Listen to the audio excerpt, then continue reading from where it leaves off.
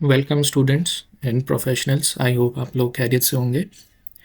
ये video chapter number 3 से related है जिसका नाम है इंट्रोडक्शन टू डेटा एनालिटिक्स। और हम देखेंगे कि किस तरह से रेलेवेंसी क्रिएट होती है फॉर चार्टर्ड अकाउंटेंट्स और इवन कैफ स्टूडेंट्स, कि किस तरह से डेटा एनालिटिक्स हेल्प आउट करता है इस प्रोफेशन को। और इसमें हम डिफरेंट टाइप्स की एनालिटिक्स को स्टडी करेंगे।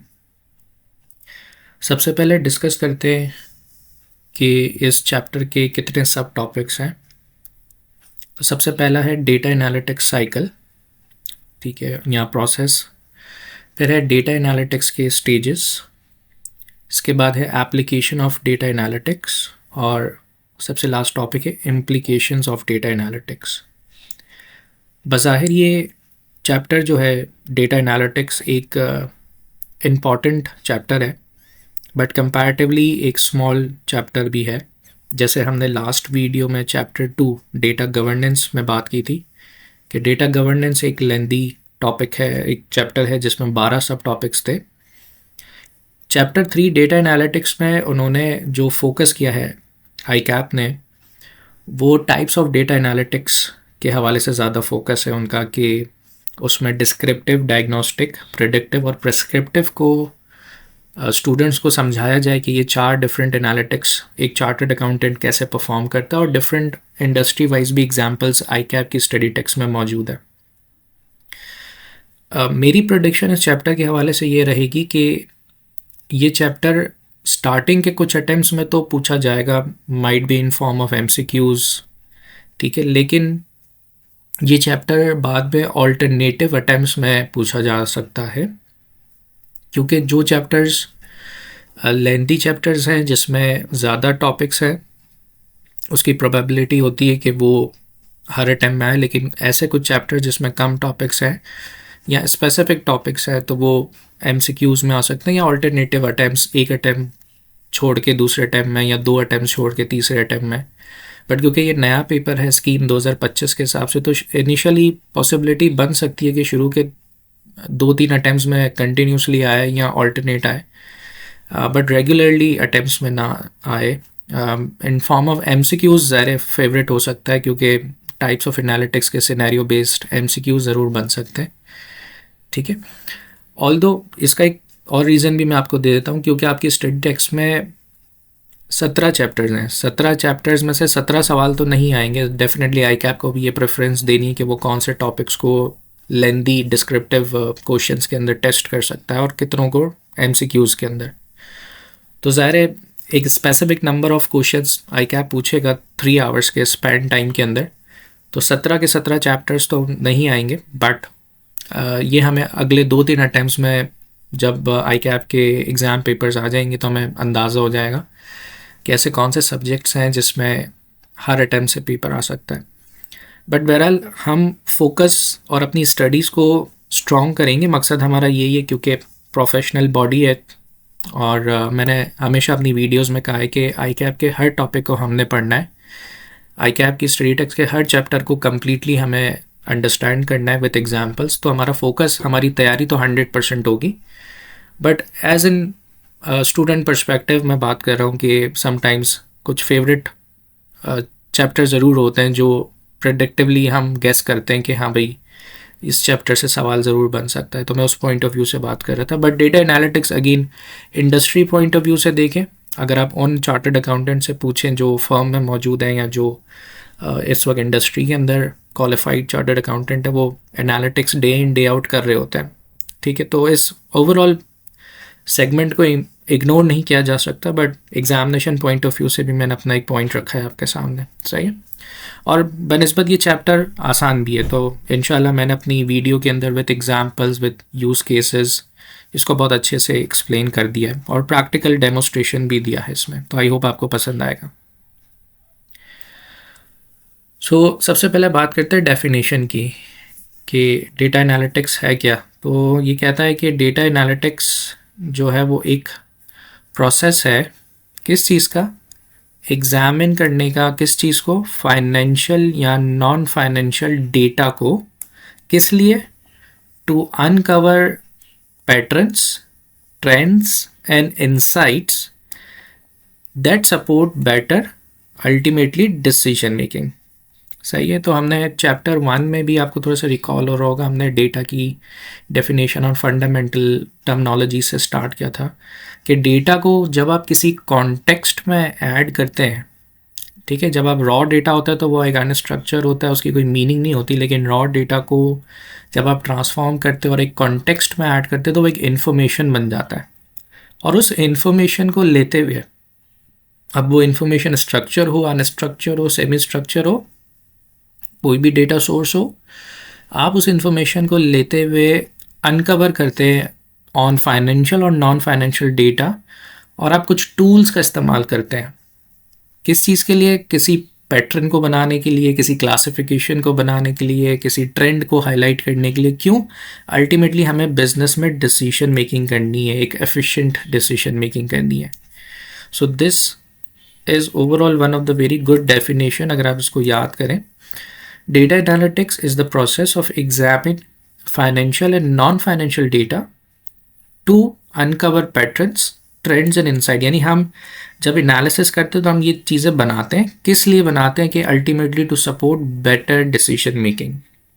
सही है। फिर है relevancy with the chartered accountants. अब as a CAF 3 student definitely हम ये सब्जेक्ट पढ़ रहे हैं और फिर अल्टीमेटली हमारा गोल चार्टर्ड अकाउंटेंट बनना है। तो फाइनेंस की फील्ड से, अकाउंटिंग की फील्ड से, ये ऑडिट से रिलेटेड कैसे ये चैप्टर हमारे लिए इम्पॉर्टेंट है उसको समझते हैं। Number 1, it helps in analysing large volumes. Let me highlight this first. So large volumes of financial transactions efficiently. Sir ठीक है, इंपॉर्टेंट वर्ड है, लेकिन 2 अल्फाज में हमेशा कन्फ्यूजन होता है, एक होता है इफेक्टिव और दूसरा होता है एफिशिएंट। इफ़ेक्टिव का मतलब होता है किसी टास्क को कंप्लीट करना, और अगर किसी टास्क को कम टाइम में एक्यूरेसी से, ट्रांसपेरेंसी से कंप्लीट किया जाए तो वो होता है एफिशिएंट। ठीक है। तो अगर मैं आपको कोई भी काम दूँ, लेट सपोज मैं आपको एक डेटा देता हूँ और आप उस पर एनालिटिक्स करते हैं और 2 घंटे बाद आप मुझे सबमिट करते हैं, तो मैं ये कहूँगा कि आपने इफ़ेक्टिवली काम किया, यानी टास्क को पूरा कर दिया।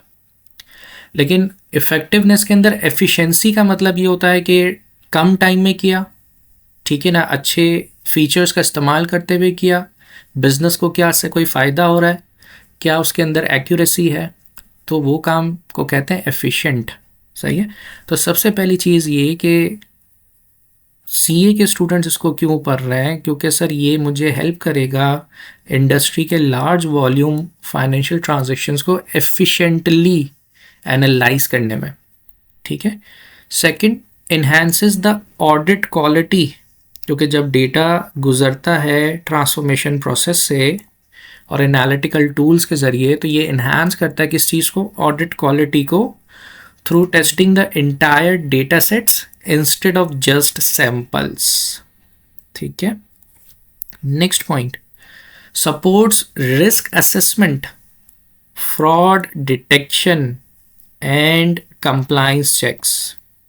तो क्या अब रेलिवेंसी बन रही है सब्जेक्ट की, इस टॉपिक की? Yes sir. कि डेटा एनालिटिक्स सपोर्ट करता है रिस्क असेसमेंट के लिए, फ्रॉड को डिटेक्ट करने के लिए, या फिर कंप्लायंस के चेक्स को आइडेंटिफाई करने के लिए। ठीक है। So that's why it's very relevant with the CA. अब देख रहे हैं कि टाइप्स ऑफ डेटा एनालिटिक्स कितने किस्म की हैं और उसका क्या इम्पैक्ट होता है।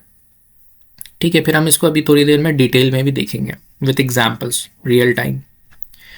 तो आपकी स्टडी टेक्स्ट के अंदर 4 मेजर टाइप्स डिफाइन हुई हैं। देखें 4 से ज़्यादा भी क्लासीफाई अब हो रही हैं इंडस्ट्री के अंदर, बट ये 4 मेजर टाइप्स हैं जो हर इंडस्ट्री में होती हैं। ठीक है।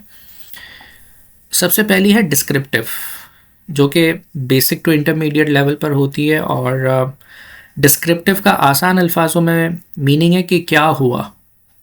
और डिस्क्रिप्टिव में जो डेटा होता है हमारे पास, डेफिनेटली एक हिस्टोरिकल, एक पास्ट डेटा होगा, टाइम पीरियड कोई भी हो सकता है, पिछले 10 दिन, पिछले 20 दिन, 1 महीना, 1 साल, 3 साल, 5 साल, 10 साल। ठीक है। वॉल्यूम भी कुछ भी हो सकता है, 10,000 रॉज, 20,000 रॉज, 1 लाख रॉज, है ना। तो डिस्क्रिप्टिव के लिए हमें सबसे पहले क्या चाहिए? हिस्टोरिकल या पास्ट डेटा, जिसमें हम क्या कहते हैं कि हुआ क्या है। और ज़्यादातर हम किस तरह की डिस्क्रिप्टिव एनालिटिक्स करते हैं, सेल्स ट्रेंड एनालिसिस या एक्सपेंसेस ब्रेकडाउन्स। सही है। नेक्स्ट है डायग्नोस्टिक, क्यों हुआ, वाई डिड इट हैपन। सही है। देखो बहुत ही आसान करके मैं आपको एक्सप्लेन कर रहा हूँ ताकि आप इसको याद भी कर लें ऑन द स्पॉट। ठीक है, आपके दिमाग में अच्छे से बैठ जाए, क्योंकि अगर ये एमसीक्यूज़ के ज़रिए पूछा जाए या डिस्क्रिप्टिव तो आप अच्छे से आंसर्स लिख सकें। और अभी बहुत ज़बरदस्त केस स्टडीज़ भी मैं एक्सप्लेन करूँगा प्रैक्टिकली, तो आपको मज़ीद एलोबरेट हो जाएगा एनालिटिक्स के हवाले से। तो सर डायग्नोस्टिक में क्या कह रहे हैं, क्यों हुआ है, वाई डिड इट हैपन। यानी अगर मैं वेरिएंस निकालूं बजट वर्सेस एक्चुअल, तो मेरे पास या तो पॉजिटिव वेरिएंस आएगा या नेगेटिव वेरिएंस आएगा। तो सीनियर मैनेजमेंट मुझसे पूछती है कि ये जो -4% है इसकी रीजनिंग लेकर आओ। ये -4% क्यों हुआ, हर महीने तो -1% होता था, तो ये -4 क्यों हुआ है इसकी वजह पता करके आओ। तो इसका मतलब मैं क्या कर रहा हूँ, डायग्नोस्टिक एनालिटिक्स कर रहा हूँ। चीज़ों के कम होने से या ज़्यादा होने से जो नंबर आ रहा है, वेरिएंस आ रहा है, आइदर अमाउंट में आ रहा है या परसेंटेज में आ रहा है, उसकी वजह जानने की कोशिश की जा रही है। अब वो फाइनेंशियल डेटा पे भी हो सकती है, नॉन फाइनेंशियल डेटा पे भी हो सकती है। ठीक है। थर्ड है प्रिडिक्टिव एनालिटिक्स। प्रिडिक्टिव एनालिटिक्स क्या कहती है, व्हाट माइट हैपन, यानी फ्यूचर में क्या हो सकता है, किसको देखते हुए, पास्ट ट्रेंड्स के डेटा देखते हुए। यानी मेरे पास पिछले 5 साल का डेटा है सर, तो मुझे ये देखना है कि आने वाले 1 साल में उस डेटा से रिलेटेड और मैं कुछ नए अजम्पशंस भी ऐड कर दूं। यानी मेरी मुल्क की इन्फ्लेशन पॉलिसी, मॉनेटरी पॉलिसी, ठीक है ना, इन्फ्लेशन का नंबर और इकोनॉमिक सर्कमस्टेंसेस मेरे रीजन के, ग्लोबली, ठीक है। तो बहुत सारी चीज़ें ऐड ऑन करके, एजम्पशंस को ऐड ऑन करके पास्ट हिस्टोरिकल डेटा के बेसिस पे और एक फ्यूचर फोरकास्टिंग का एक मेथड अडॉप्ट करते हुए मैं ये पता करना चाहता हूँ कि आगे क्या होने वाला है। तो कौन सी एग्जांपल्स हैं सर, फोरकास्टिंग ऑफ रेवेन्यू या हम कैश फ्लो की प्रेडिक्शंस निकालें। ठीक है, एज ए चार्टर्ड अकाउंटेंट में बात कर रहा हूँ, ये 2 एग्जाम्पल्स रेलिवेंट है। सो प्रिडिक्टिव का मतलब क्या है, व्हाट माइट हैपन, सर आगे क्या हो सकता है, किसके बेसिस पे, अजम्पशंस, करंट अजम्पशंस को ऐड करके with the historical data. Sir next है fourth one, prescriptive analytics, what should we do, हमें क्या करना चाहिए। यानी ऐसे ऑर्गेनाइजेशंस जिनका इम्पैक्ट एनवायरनमेंट पे आ जाता है या ओवरऑल कंपनी के ऊपर आ जाता है, ठीक है, तो उस वक्त हमें क्या करना चाहिए। हम प्रिस्क्रिप्टिव एनालिटिक्स कर रहे हैं, तो सबसे बेस्ट एग्जांपल है कॉस्ट ऑप्टिमाइजेशन स्ट्रैटेजीज बनाई जा रही हैं कि उसके होने से, उसके अप्लाई करने से क्या इम्पैक्ट आएगा उस कंपनी के प्रोडक्ट पे या सेल्स पे या ओवरऑल इन्वायरमेंटल फैक्टर्स पे। तो we are doing the prescriptive analytics. ठीक है। सो इसको मैं तमाम एनालिटिक टाइप्स को मैंने आसान अल्फाजों में लिख दिया है, so that you can remember at this point of time. अभी हम डिटेल में एग्जांपल्स देखेंगे कि कौन सी इंडस्ट्री में किस तरह की एनालिटिक्स पे क्या एडवांटेजेस है, ठीक है, और किस तरह से की जाती है और उनका अल्टीमेटली मोटिव क्या होता है। अब हम देखते हैं कि डेटा एनालिटिक्स एक चार्टर्ड अकाउंटेंट के कौन कौन से डोमेन में इम्पॉर्टेंट वैल्यू रखता है। ठीक है, तो सबसे पहले हम देखते हैं कि data analytics audit and assurance में क्या हेल्प आउट कर सकता है। डिटेक्ट एनॉमलीज, एनॉमलीज मतलब कि एबनॉर्मल बिहेवियर। ठीक है, तो अगर आप एक लाइन चार्ट क्रिएट करते हो और आपको वो लाइंस कभी बहुत ज़्यादा हाई नज़र आ रही हैं और फिर एक नॉर्मल पैटर्न और फिर से हाई नज़र आ रही है, इसका मतलब कोई चीज़ एबनॉर्मल एक्टिविटी हो रही है, एनॉमलीज हैं। अच्छा, एनॉमलीज को डिफरेंट ऑर्गेनाइजेशंस या डिफरेंट सेक्टर्स जो है वो डिफरेंट तरीके से ट्रीट करते हैं। ठीक है, एनॉमलीज, लेट सपोज मैं आपको एक एग्जांपल देता हूँ, आपको समझ में आएगा, बैंकिंग सेक्टर की। ठीक है, मेरा अकाउंट है और मैं क्या करता हूँ, मैं जाता हूँ और एटीएम में मैं कुछ कैश विड्रॉल करना स्टार्ट करता हूँ। तो मैंने 1 लाख रुपए विड्रॉल किए, 10 मिनट बाद फिर मुझे कैश की नीड पड़ी, फिर मैंने 1 लाख विड्रॉ किए, फिर इसके बाद फिर 1 लाख रुपए विड्रॉ किए। तो ये एक एबनॉर्मल एक्टिविटी, क्योंकि मैं रोज़ाना इतना कैश इतना फ्रीक्वेंटली विड्रॉ नहीं करता। तो बैंकिंग सेक्टर ने आर्टिफिशियल इंटेलिजेंस और एल्गोरिथम्स के बेसिस पे एक रूल डिफ़ाइन किया हुआ है कि जब भी कस्टमर के अकाउंट से विड्रॉल ट्रांजैक्शंस में कोई बहुत बड़ा अमाउंट नज़र आए या एक ही दिन में बहुत सारी ट्रांजैक्शंस नज़र आए, तो फ़ौरन से उसको एक कॉल की जाए। तो क्या होता है, बिज़नेस को एक अलर्ट मिलता है, फिर वो अलर्ट के ऊपर एक्शन लेते हैं और फिर देखते हैं, डिटेक्ट करते हैं कि क्या वाकई में सामने यूज़र्स वही है या कोई फ्रॉडुलेंट एक्टिविटी तो नहीं हो रही। तो क्या होता है, वो सेक्टर क्या कर रहा है, डिटेक्ट कर रहा है एनॉमलीज़ को। तो काफ़ी सेक्टर्स लाइव डिटेक्ट करते हैं, काफ़ी जो है वो पास्ट हिस्टोरिकल 1 डे या 2 डे का डेटा के ऊपर करते हैं, वीकली बेसिस पे भी करते हैं। ठीक है, तो audit and assurance point of view से हम क्या करते हैं, एनालिटिक्स में एनॉमलीज़ को डिटेक्ट करते हैं। डिफरेंट यूज़ केसेस पे डिफरेंट टाइप का जो है यूज़ केस बनता है, या फिर हम सब्सटेंसिव टेस्टिंग को ऑटोमेट कर रहे होते हैं। टैक्सेशन के हवाले से एनालाइज कंप्लाइंस पैटर्न या identify the risky transactions. Financial reporting के हवाले से हम वैलिडेट करते हैं एक्यूरेसी को जो लार्ज डेटा सेट्स पर होती है बिफोर रिपोर्टिंग। एडवाइजरी या डिसीजन मेकिंग, तो सर हम बिजनेस इंसाइट्स जब बना रहे होते हैं क्लाइंट्स के हवाले से, तो हम देखते हैं कि एनालिटिक्स हम किस बेसिस पे करें, प्रॉफिटेबिलिटी या कॉस्ट कंट्रोल्स की बेसिस पर, ताकि डिसीजन मेकिंग में आसानी हो सके। तो ये वो डोमेन्स हैं सारे, चाहे वो ऑडिट एंड अश्योरेंस हो, टैक्सेशन हो, फाइनेंशियल रिपोर्टिंग का एस्पेक्ट हो, या एडवाइजरी एंड डिसीजन मेकिंग हो, आपकी डेटा एनालिटिक्स एक सिग्निफिकेंट इंपॉर्टेंट रोल प्ले करता है। कौन कौन से टूल्स कॉमनली यूज़ होते हैं, तो सर मोस्ट कॉमनली अब भी chartered accountants Excel, Power BI या फिर टैब्ल्यू, डिपेंड कि किस कंट्री में। काफ़ी सारे कंट्रीज़ में पावर बीआई क्योंकि माइक्रोसॉफ्ट के ही इकोसिस्टम में है, तो पावर बीआई यूज़ करते हैं for dashboards and reporting. Otherwise Tableau भी कुछ जगहों पे अब इस्तेमाल होना शुरू हो रहा है। इसके अलावा अगर डेटा लार्ज डेटा सेट्स है तो हम पाइथन और उनकी लाइब्रेरी या आर को यूज़ करते हैं। एसक्यूएल एक one of the traditional practice है to get the data from sequel from the server. SQL means structure query language.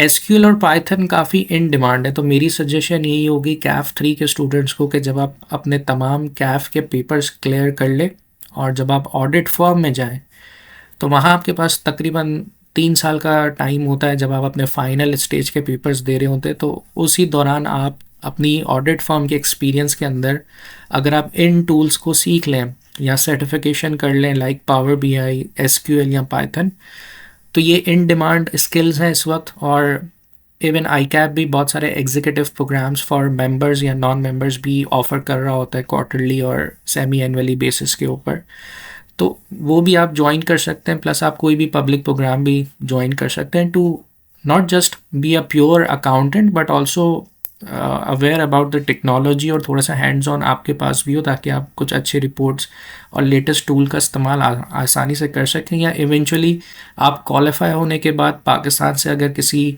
दूसरे रीजन में जाते हैं जस्ट लाइक मिडल ईस्ट या फिर कनाडा साइड या ऑस्ट्रेलिया साइड या यूएस साइड और यूके, तो वहाँ पर तो डेफिनेटली सीए को अब ब्लेंडेड उन्हें चाहिए, उन्हें टेक पर्सन भी चाहिए साथ साथ with the qualification of chartered accountancy. मैं अभी आपको प्लेटफॉर्म बताता हूँ जहाँ से आप ख़ुद भी सेल्फ स्टडी कर सकते हैं। ठीक है, इसके अलावा जो कॉमनली टूल्स यूज़ हो रहे हैं वो ऑडिट स्पेसिफिक टूल्स हैं। ये भी मैं आपको दिखाता हूँ कि ये किन पर्पसेस के लिए इस्तेमाल होते हैं। तो सर एक वेबसाइट है जो आप नोट कर सकते हैं, w3schools.com। ठीक है, जब आप इस वेबसाइट पर जाएंगे तो ये इसका मेन पेज है। यहाँ टॉप पे आपको डिफरेंट प्रोग्रामिंग लैंग्वेजेस नज़र आ रही होंगी, जिसमें मेरी प्रेफरेंस फॉर सी स्टूडेंट्स या क्वालिफाइड चार्टर्ड अकाउंटेंट्स के लिए यही होती है जो इंडस्ट्री में बहुत कॉमनली इस्तेमाल हो रहे हैं। एक तो एसक्यूएल है, structure query language, and then Python भी कर सकते हैं, इसके अलावा आर भी कर सकते हैं। So you can learn from this website. ठीक है, लेट मी शो यू। ठीक है, जब आप पाइथन पे क्लिक करेंगे तो आपके पास यहाँ पर देखें पाइथन से रिलेटेड सारे टॉपिक्स, कंप्लीट टॉपिक्स यहाँ पर अवेलेबल है। आप टॉपिक बाय टॉपिक क्लिक करेंगे, आपके पास वो पेज ओपन हो जाएगा। छोटी छोटी एग्जांपल्स यहाँ पर मौजूद है, फिर आपको एक यूज़ केस भी देते हैं वो सॉल्व करने के लिए, और इसी वेबसाइट से आप सर्टिफिकेशन भी कर सकते हैं। So all on one go आपके पास ये सेंट्रलाइज प्लेटफॉर्म है to learn any technology language, either it's related to web development और स्क्रिप्ट साइड पे हो, चाहे वो फ्रंट एंड हो, बैक एंड हो। ठीक है, एक्सेल हो या फिर एसक्यूएल या पाइथन हो, तो आपके लिए एक बहुत अच्छा प्लेटफॉर्म है जहाँ पर आपके पास कंप्लीट इसके ट्यूटोरियल्स मौजूद हैं with exercises and then the certificate as well. सही है। Certificate might be paid, you can have that definitely value addition. इसके अलावा जो टूल्स ऑडिट में मैंने आपको नाम बताया, केसवेयर आइडिया, तो ये जो टूल है इसका पर्पस क्या है? A comprehensive data analysis software by auditors for auditors design to accelerate data analytics and provide in depth insight. इसके की फीचर्स क्या क्या है? This is use for advance analytics. किस तरह की? Offers built in automated test for detecting out of balance journal entries, duplicates and anomalies. अभी हमने discuss किया एनॉमलीज यानी एबनॉर्मल बिहेवियर्स अगर आपको नज़र आते हैं, and including Benford's law of and gap detection. ठीक है, इस तरह से seamless data imports from accounting packages, जिसमें क्विक बुक्स आजकल ग्लोबली बहुत ज़्यादा यूज़ होता है, ये भी एक स्किल है। लोग काफ़ी फ्रीलांसिंग करते हैं, even students in their Kaif time period और जो है वो फर्म के हवाले से भी जब वो अपना टाइम गुजारते हैं तो वो फ्रीलांसिंग भी करते हैं। क्विक बुक्स के बहुत सारे फॉरेन कंट्री के क्लाइंट्स आपको मिल जाते हैं अपवर्क और फाइवर या लिंक्डइन के प्लेटफॉर्म के ज़रिए, but that's a different point of debate now. हम देख रहे हैं कि सर इंपोर्टिंग कहाँ से मज़ीद हो सकती है, CSV या एक्सेल की फाइल से। सर ये काम आता है विजुअलाइजेशन, डैशबोर्ड्स क्रिएट करने के हवाले से। पावर BI एक ऑलरेडी एक टूल है जो अभी चार्टर्ड अकाउंटेंट्स का मोस्ट फेवरेट टूल है और इवन हर इंडस्ट्री का बेसिकली फॉर्च्यून 500 कंपनीज में भी यूज़ होता है। तो वहाँ पर भी डैशबोर्ड्स और रिपोर्ट्स क्रिएट की जा सकती हैं, बट यहाँ भी इस सॉफ्टवेयर के थ्रू भी की जा सकती है। ऑटोमेशन भी मौजूद है, जैसे task scheduler for automatic periodic manual task and complex analytics with email notification for completion. ठीक है, बेनिफिट्स क्या है इसके? बूस्ट ऑडिट क्वालिटी, अभी हमने थोड़ी देर पहले ऑडिट क्वालिटी की बात की, ठीक है ना। Efficiency, provides a deeper understanding of client data. सही है। So this is another name of the tool which is build by the auditors for the auditors, CaseWare IDEA. इसके अलावा मज़ीद और भी हो सकते हैं, but this is one of the example which I give you. ठीक, ऑलराइट। तो अब हमने यहाँ तक देख लिया कि कौन से ऐसे कॉमनली टूल्स हैं जो चार्टर्ड अकाउंटेंट्स जो है डेटा एनालिटिक्स के लिए प्रेफर करते हैं या इस्तेमाल करते हैं। ठीक है, इसके बाद value addition for a CA, क्या वैल्यू ऐड हो रही है इससे? Increases efficiency by automating repetitive task, provides evidence based insights instead of relying only on intuition. तो जब हम 4 डिफरेंट टाइप्स की एनालिटिक्स को परफॉर्म करते हैं किसी एक को, तो हमें एविडेंस बेस्ड इंसाइट्स पता चलती हैं।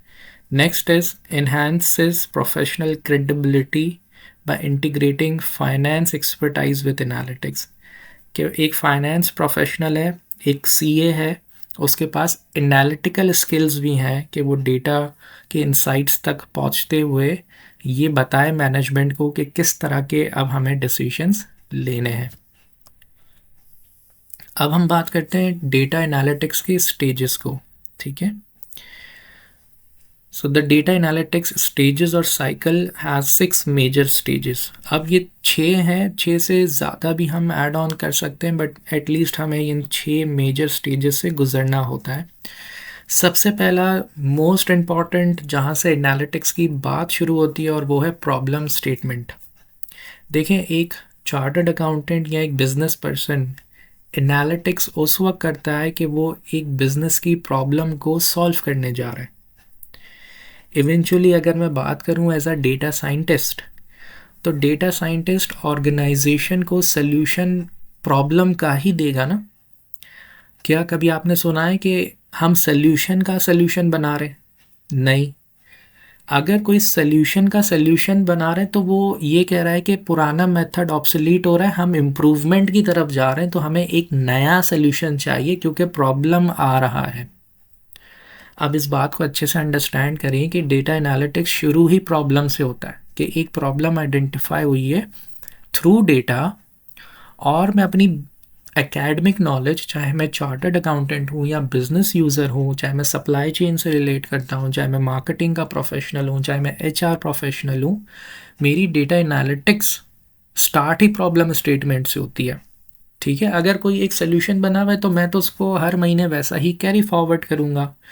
और एक वही रिपोर्ट होगी, बस टाइम पीरियड चेंज होगा और मैं मैनेजमेंट को सबमिट कर दूंगा।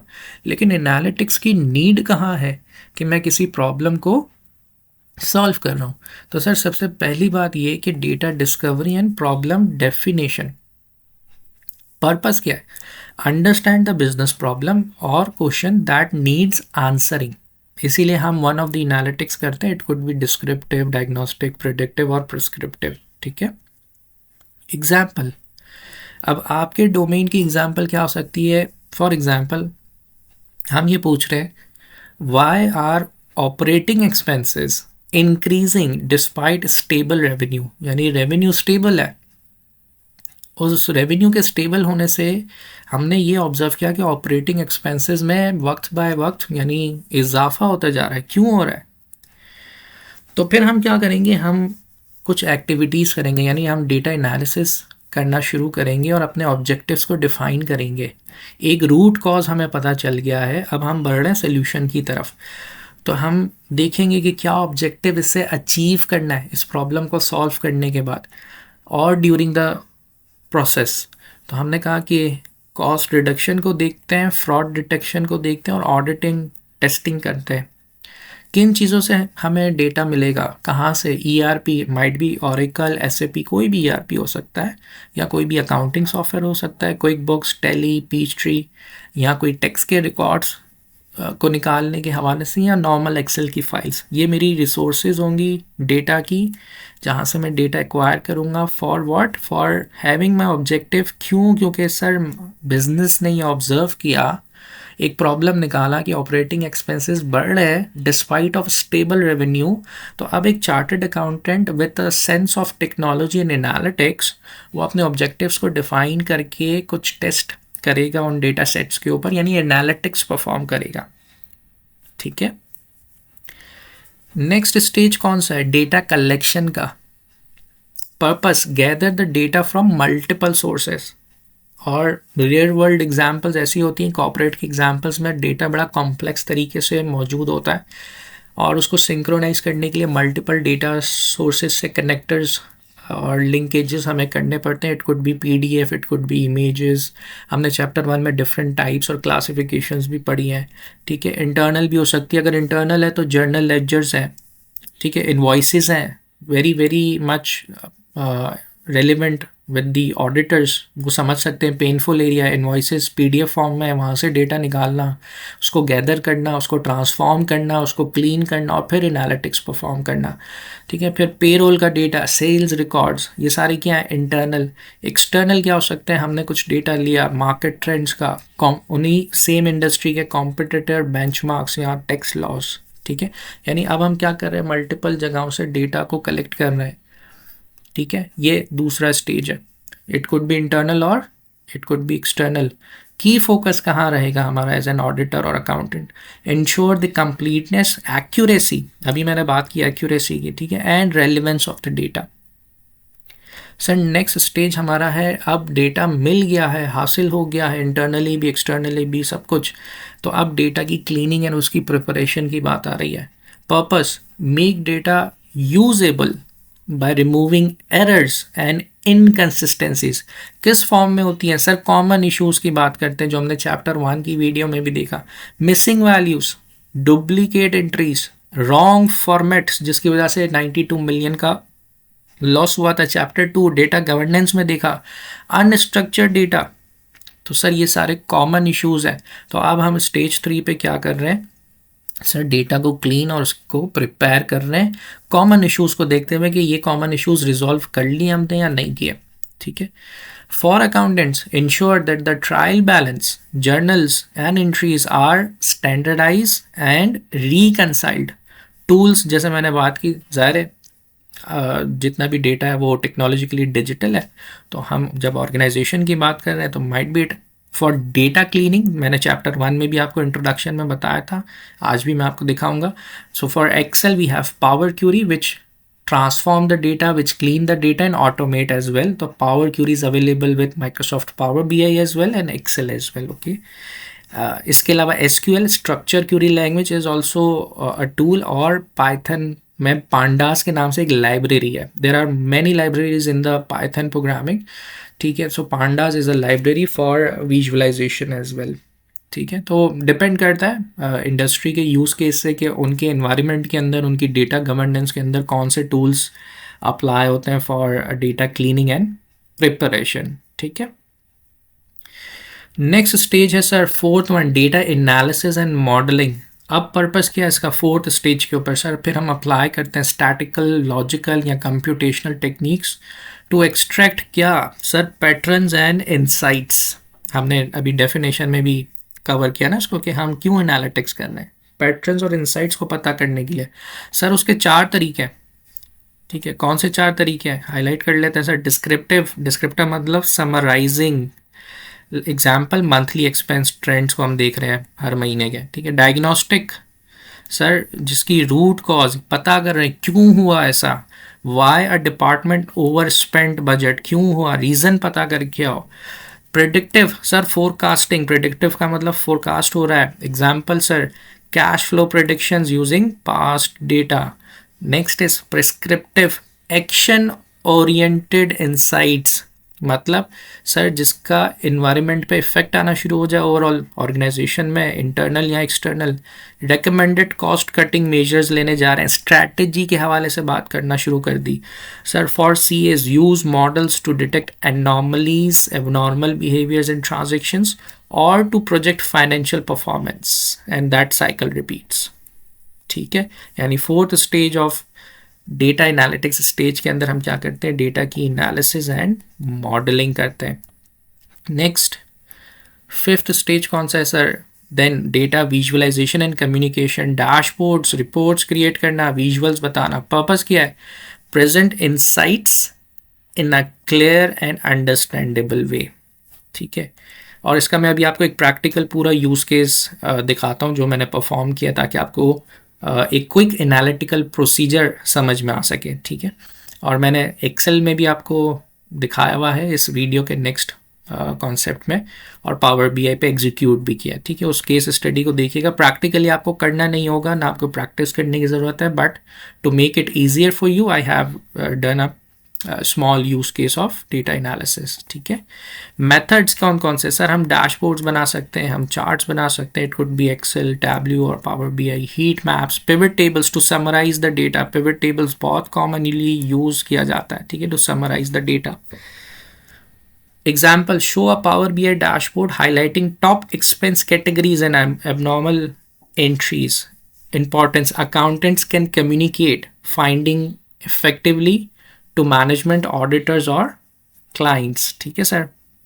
सबसे लास्ट स्टेज सर, अब हर चीज़ हो गई, रिपोर्ट बन गई, डैशबोर्ड बन गया. अब क्या होगा सर? ये जाएगा टॉप लेवल पे. याद है data governance chapter number 2 video में दिखाया हुआ है. आई होप आप चैप्टर 3 उस वक्त देख रहे हैं जब आपने मेरी चैप्टर 1 और 2 की वीडियोस कंप्लीटली 2 से 3 बार देख ली हैं. तो सर हमने वहाँ भी डिस्कस किया था कि 3 लेयर्स होती हैं. ऑपरेशनल, याद आ रहा है, टेक्टिकल और स्ट्रैटेजिक. सो सर अब ये जो डेटा एनालिसिस का जो स्टेज है, डिसीजन मेकिंग एंड एक्शन, ये कौन लेगा सर? ये कहाँ आएगा? स्ट्रैटेजिक, यानी ऑर्गेनाइजेशंस के CEOs, board of directors, CFO, president, है ना, उनके पास. Purpose, use insight to guide business strategy और audit actions. Examples, identify fraud risk. हो गया, आइडेंटिफाई हो गया तो क्या करो? परफॉर्म करो targeted audit test. Expense forecasting, help clients budgeting better. Tax compliance analysis, avoid करो पेनल्टीज को. So it's a continuous cycle, और ये आइट्रेट होता जाता है. हर महीने भी हो सकता है, क्वार्टरली बेसिस पे भी हो सकता है, एनुअली बेसिस पे भी होता है. So after actions are taken, new data is collected and then the cycle repeat. तो सर इस साल के जो भी हमने डेटा कलेक्ट किए उस पर एनालिसिस की, हमने एक्शंस लिए, हम इम्प्रूवमेंट की तरफ गए. अगले साल क्या होगा? नेक्स्ट ईयर हिस्टोरिकल डेटा, नया डेटा आएगा, उसके ऊपर फिर से यही सारा प्रोसेस रीरन होगा, आइट्रेट होगा, and then we improve year by year. तो आपने देखा होगा ऑर्गेनाइजेशन जो आज से 25 साल पहले, 40 साल पहले, 50 साल पहले जिस प्रैक्टिस को अप्लाई करती थी, आज कितनी इम्प्रूव हो गई है. चाहे वो प्रॉफिटेबिलिटी के हिसाब से हो, चाहे बिजनेस एक्सपेंशन हो, चाहे वो एम्प्लॉय के हेड काउंट से रिलेटेड हो, चाहे वो सेगमेंट वाइज हो। तो वो क्या कर रही थी इतने सालों से, यानी सर वो डेटा एनालिटिक्स करती हैं, ठीक है, और एक्शंस लेते हैं उनके जो भी एग्जीक्यूटिव्स होते हैं to improve the organisation environment internally and externally, ताकि ग्रोथ की तरफ मज़ीद बढ़ा जा सके और जो उनका विजन है बेसिकली वो अचीव किया जाए। ऑलराइट स्टूडेंट्स, तो अब मैं आपको एक एनालिटिकल प्रोसेस करके दिखाता हूँ, प्रैक्टिकल एग्जीक्यूशन, ताकि आपको एक आइडिया हो जाए, ठीक है। प्रैक्टिकली आपको अप्लाई नहीं करना होगा, ना एग्ज़ाम में आएगा, बट आपको कॉन्सेप्ट समझाने के लिए आसानी से मैं खुद आपको एक यूज़ केस प्रैक्टिकल करके दिखाता हूँ। तो इस वक्त मैं मौजूद हूँ dps.pxs.com.pk की वेबसाइट पे, और मैंने एक रैंडमली एक कंपनी सेलेक्ट की है, लकी कोर इंडस्ट्रीज़ लिमिटेड, ठीक है। और इसके जो फाइनेंशियल्स हैं उसको हम डाउनलोड करेंगे और उसका जो डेटा है उसको हम पावर बीआई में प्रेजेंट करेंगे, ठीक है। तो ये एक एनालिटिकल प्रोसेस रन होगा, सही है। अगस्त 1 2025 में financial results for the year ended June 30 2025 publish हुए हैं। एलसीआई का बेसिकली जो कैलेंडर ईयर है वो जुलाई टू जून है, ठीक है। तो पाकिस्तान में बहुत सारी इंडस्ट्रीज़ हैं जिनके कैलेंडर ईयर्स जन टू दिसंबर भी हैं और काफ़ियों के जुलाई टू जून है, सही है। इसके अलावा एक और कैलेंडर चलता है अप्रैल टू मार्च भी, सही है। तो मैं इस पीडीएफ पे क्लिक करता हूँ, इससे पीडीएफ फाइल ओपन हो जाएगी और मुझे हमारे पास पीडीएफ ओपन हो गई है, और इस पीडीएफ के सबसे फर्स्ट पेज पे जो है वो एक समरी मौजूद है, ठीक है, अबाउट एलसीआई कि उसकी एजीएम की डिटेल्स और फाइनेंशियल रिजल्ट्स का ओवरव्यू। इसके बाद हम जैसे स्क्रॉल डाउन करेंगे तो हमें नज़र आ जाएगा कंसोलिडेटेड स्टेटमेंट ऑफ प्रॉफिट और लॉस, ठीक है। और 2025 और 2024 इनका जो प्रॉफिट एंड लॉस स्टेटमेंट है वो हमें नज़र आ रहा है यहाँ पर, ठीक है। Net turnover, cost of sale, gross profit, मैं इसको थोड़ा सा जूम कर लेता हूँ, ठीक है। फिर ऑपरेटिंग प्रॉफिट है, सही है, PBT, profit before income and taxes, profit for the year, सही है। और एक चीज़ याद रहे, ये रुपीज़ इन थाउजेंड्स हैं, यानी ये फुल अमाउंट नहीं है, याद रखिएगा। काफ़ी लोग क्या करते हैं डेटा, क्योंकि अक्सर औकात जो हमने केस स्टडीज़ डेटा गवर्नेंस के चैप्टर 2 में भी पढ़ी हैं कि छोटी छोटी मिस्टेक्स जब वो टूल्स के अंदर चीज़ें भूल जाते हैं। अब मैं अगर ये डेटा एग्जैक्ट डेटा उठाकर इंपोर्ट कर दूँ एक्सेल में या पावर बीआई में और उस पर फिर मैं चार्ट्स वगैरह बनाऊंगा तो मैं बाद में मुझे याद नहीं रहेगा कि ये मिलियंस में थी या बिलियंस में थी। तो अक्सर ये देखा करें कि ये फुल अमाउंट नहीं है, ये कह रहा है कि ये पीकेआर इन 1000, यानी ये रुपीज़ इन थाउजेंड्स है, ठीक है, और ये पाकिस्तानी करेंसी है, ठीक। तो ये चीज़ें मिस्टेक्स हो जाती हैं अक्सर। एक हमने केस स्टडी भी पढ़ी थी डेटा गवर्नेंस के चैप्टर में कि डेट फॉर्मेट के लिहाज से भी लोग मिस्टेक करते हैं और कैलकुलेशंस में ब्लंडर्स हो जाते हैं, सही है। बहरहाल ये डेटा हमारे पास मौजूद है और बेसिकली ये ओवरऑल तो एक पीडीएफ स्टेटमेंट है जिसमें यहाँ पर आपको consolidated statement of financial position भी नज़र आ रही है। अब अगर ये पीडीएफ ओसीआर बेस्ड हुई, ओसीआर का मतलब क्या होगा सर? ऑप्टिकल कैरेक्टर रिकग्निशन, ठीक है, या optical character reader. OCR basically उस चीज़ को बोलते हैं कि आपका जो डेटा होता है, चाहे वो रॉ डेटा हो या स्ट्रक्चर डेटा हो, तो वो रीडेबल हो, ताकि जब आप किसी टूल में उसको इंपोर्ट करें, either it could be Excel, Power BI, Tableau, तो वो उसको रिकग्नाइज कर सके एज अ टेक्स्ट या नंबर वैल्यूज़ के अंदर कन्वर्ट कर सके उसको, ठीक है, एज एन ओवरऑल इमेज ना हो, वो रीडेबल टेक्स्ट हो, ठीक है ना। तो अक्सर औकात क्या होता है कि कॉन्फ्लिक्ट्स आते हैं और पीडीएफ समटाइम ओसीआर बेस्ड नहीं होती, ठीक है, तो हमें डिफरेंट टेक्निक्स अप्लाई करनी पड़ती हैं। एक और चीज़ जो मैं रिलेट करता चलूँ यहाँ पर चैप्टर 1 और 2 के लिहाज से, कि ये जो आपको अमाउंट नज़र आ रहा है, फॉर एग्जांपल हम ग्रॉस प्रॉफिट को पिक करते हैं, तो ग्रॉस प्रॉफिट मुझे नज़र आ रहा है उसका एक अमाउंट 2025 और 24 का, ठीक है। अब ओवरऑल अगर मैं इस डेटा की प्रेजेंटेशन की बात करूँ ना, तो ये एक स्टेटमेंट है, ये एक रिपोर्ट है, ठीक है, और ये रिपोर्ट डेफिनेटली एग्जीक्यूटिव्स के पास भी जाती है, अगर पब्लिक लिस्टेड कंपनी है तो शेयर होल्डर्स के पास भी जाती है, तो उसके बहुत सारे स्टेक होल्डर्स हैं। ये रॉ डेटा नहीं है, ये बात तो तय है कि अब तक हमें ये समझ में आ जाना चाहिए कि सर ये रॉ डेटा नहीं है, ये वो फाइनेंशियल स्टेटमेंट है जो सिस्टम ने प्रोड्यूस की है। यानी कोई एक ईआरपी सॉफ्टवेयर यूज़ किया होगा, और क्योंकि ज़्यादातर लकी कोर इंडस्ट्रीज़ जो है वो एसएपी यूज़ करते हैं टू रिकॉर्ड द ट्रांजेक्शन्स, और फिर वहाँ से एक रिपोर्ट जनरेट होती है, और इवेंचुअली एक्सेल भी यूज़ किया जाता है। उनका फाइनेंस डिपार्टमेंट डेफिनेटली एक्सेल भी यूज़ करता है, और तकरीबन हर कंपनी में अमूमन ब्लेंडेड सॉफ्टवेयर ही यूज़ होता है फॉर एनालिटिक्स। अब as a chartered accountant, as a कैफ स्टूडेंट, ठीक है, ये समझने की ज़रूरत है कि सर ये रॉ डेटा नहीं है, ये एक नंबर के पीछे यानी बैक एंड पे एक ईआरपी सॉफ्टवेयर है, और उस ईआरपी सॉफ्टवेयर में रॉ डेटा था, वो जो है वो मैनिपुलेट किया गया और सिंक्रोनाइज किया गया with the chart of accounts, और फिर रेलिवेंट डिटेल्स जहाँ पर जर्नल लेजर, सब लेजर्स थे। ठीक है, आपको याद होगा मैंने एक केस स्टडी अपने प्रीवियस चैप्टर्स में एक बैंक की केस स्टडी बताई थी कि पूरा फॉर्मेशन कैसे होता है। इसी तरह से हर ऑर्गेनाइजेशन के अंदर एक ईआरपी सॉफ्टवेयर है, और उस ईआरपी सॉफ्टवेयर के अंदर रॉ डेटा था और मौजूद होता है सर्वर्स के ऊपर। ठीक है, वहाँ से कंसाइज रिपोर्ट्स निकलती हैं। ठीक है, और इस तरह के स्टेटमेंट, समराइज रिपोर्ट्स जो है वो प्रेजेंट की जाती हैं। अब ये report further analytical point of view से भी बनाई जा सकती हैं, जैसे मैं अभी आपको बनाकर भी दिखाऊंगा एट अ क्विक ग्लैंस। ठीक है, and you don't need to do any practical thing, आपको समझना है, अंडरस्टैंड करना है।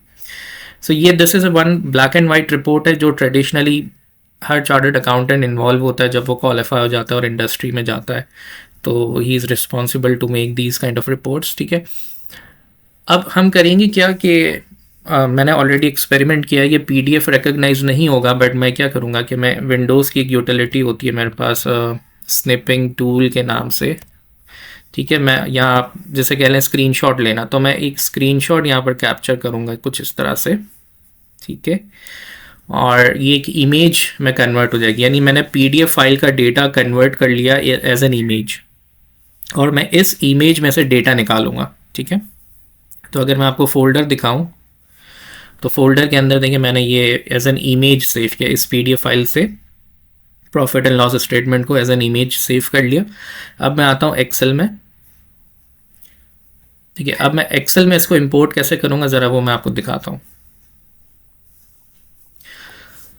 ऑलराइट, तो ये है माइक्रोसॉफ्ट एक्सेल। यहाँ पर मैं जाऊँगा डेटा में फ्रॉम पिक्चर, यानी मुझे डेटा कहाँ से लाना है, पिक्चर में। पिक्चर कहाँ मौजूद है, एज अ फाइल। अब ये पिक्चर ये रही। ठीक है, LCI डेटा टू डैशबोर्ड के फोल्डर में मौजूद है, मैं इसको इंसर्ट करूँगा, और तो ये प्रोसेस कंप्लीट हो गया। अब आप देख सकते हैं कि यहाँ पर जो हमने इमेज इंपोर्ट की थी, ठीक है, उसको कन्वर्ट किया एक्सेल ने इनटू डेटा।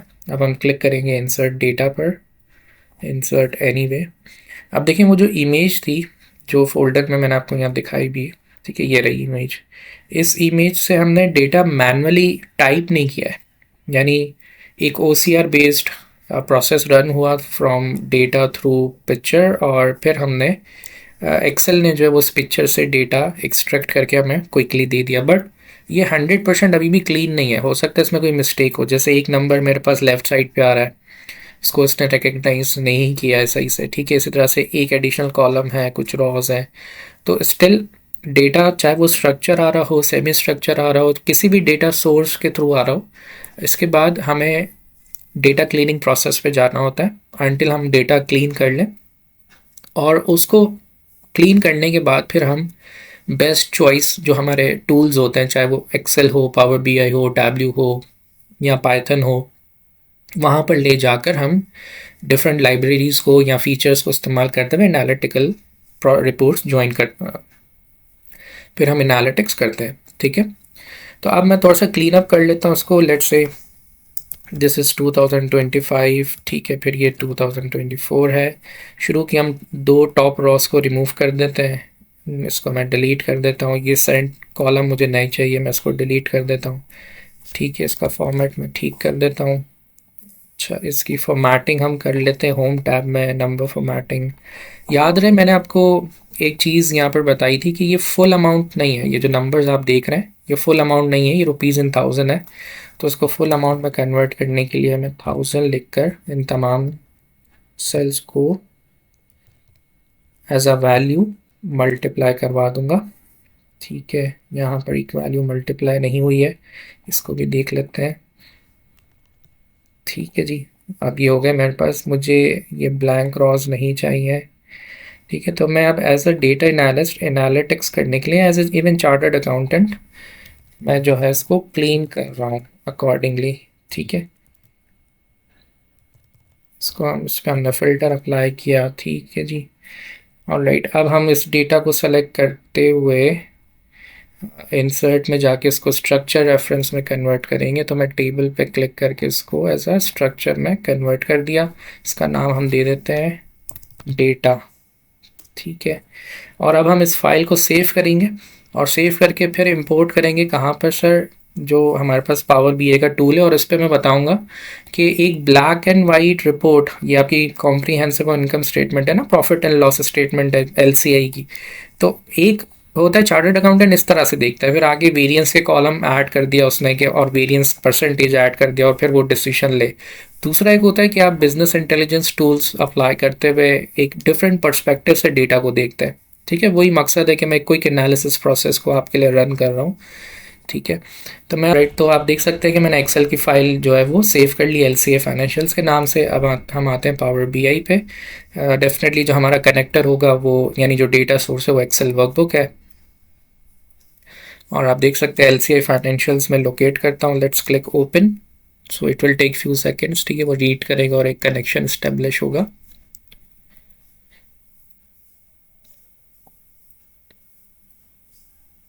ऑलराइट, तो मेरे पास एक टेबल मौजूद है शीट 1 के अंदर। ठीक है, मैं इस टेबल पे क्लिक करूँगा, यानी चेक मार्क लगाऊंगा ताकि मैं ये डेटा इंपोर्ट कर सकूँ। क्लिक करेंगे लोड के बटन पे। Again it will take few seconds to load the data.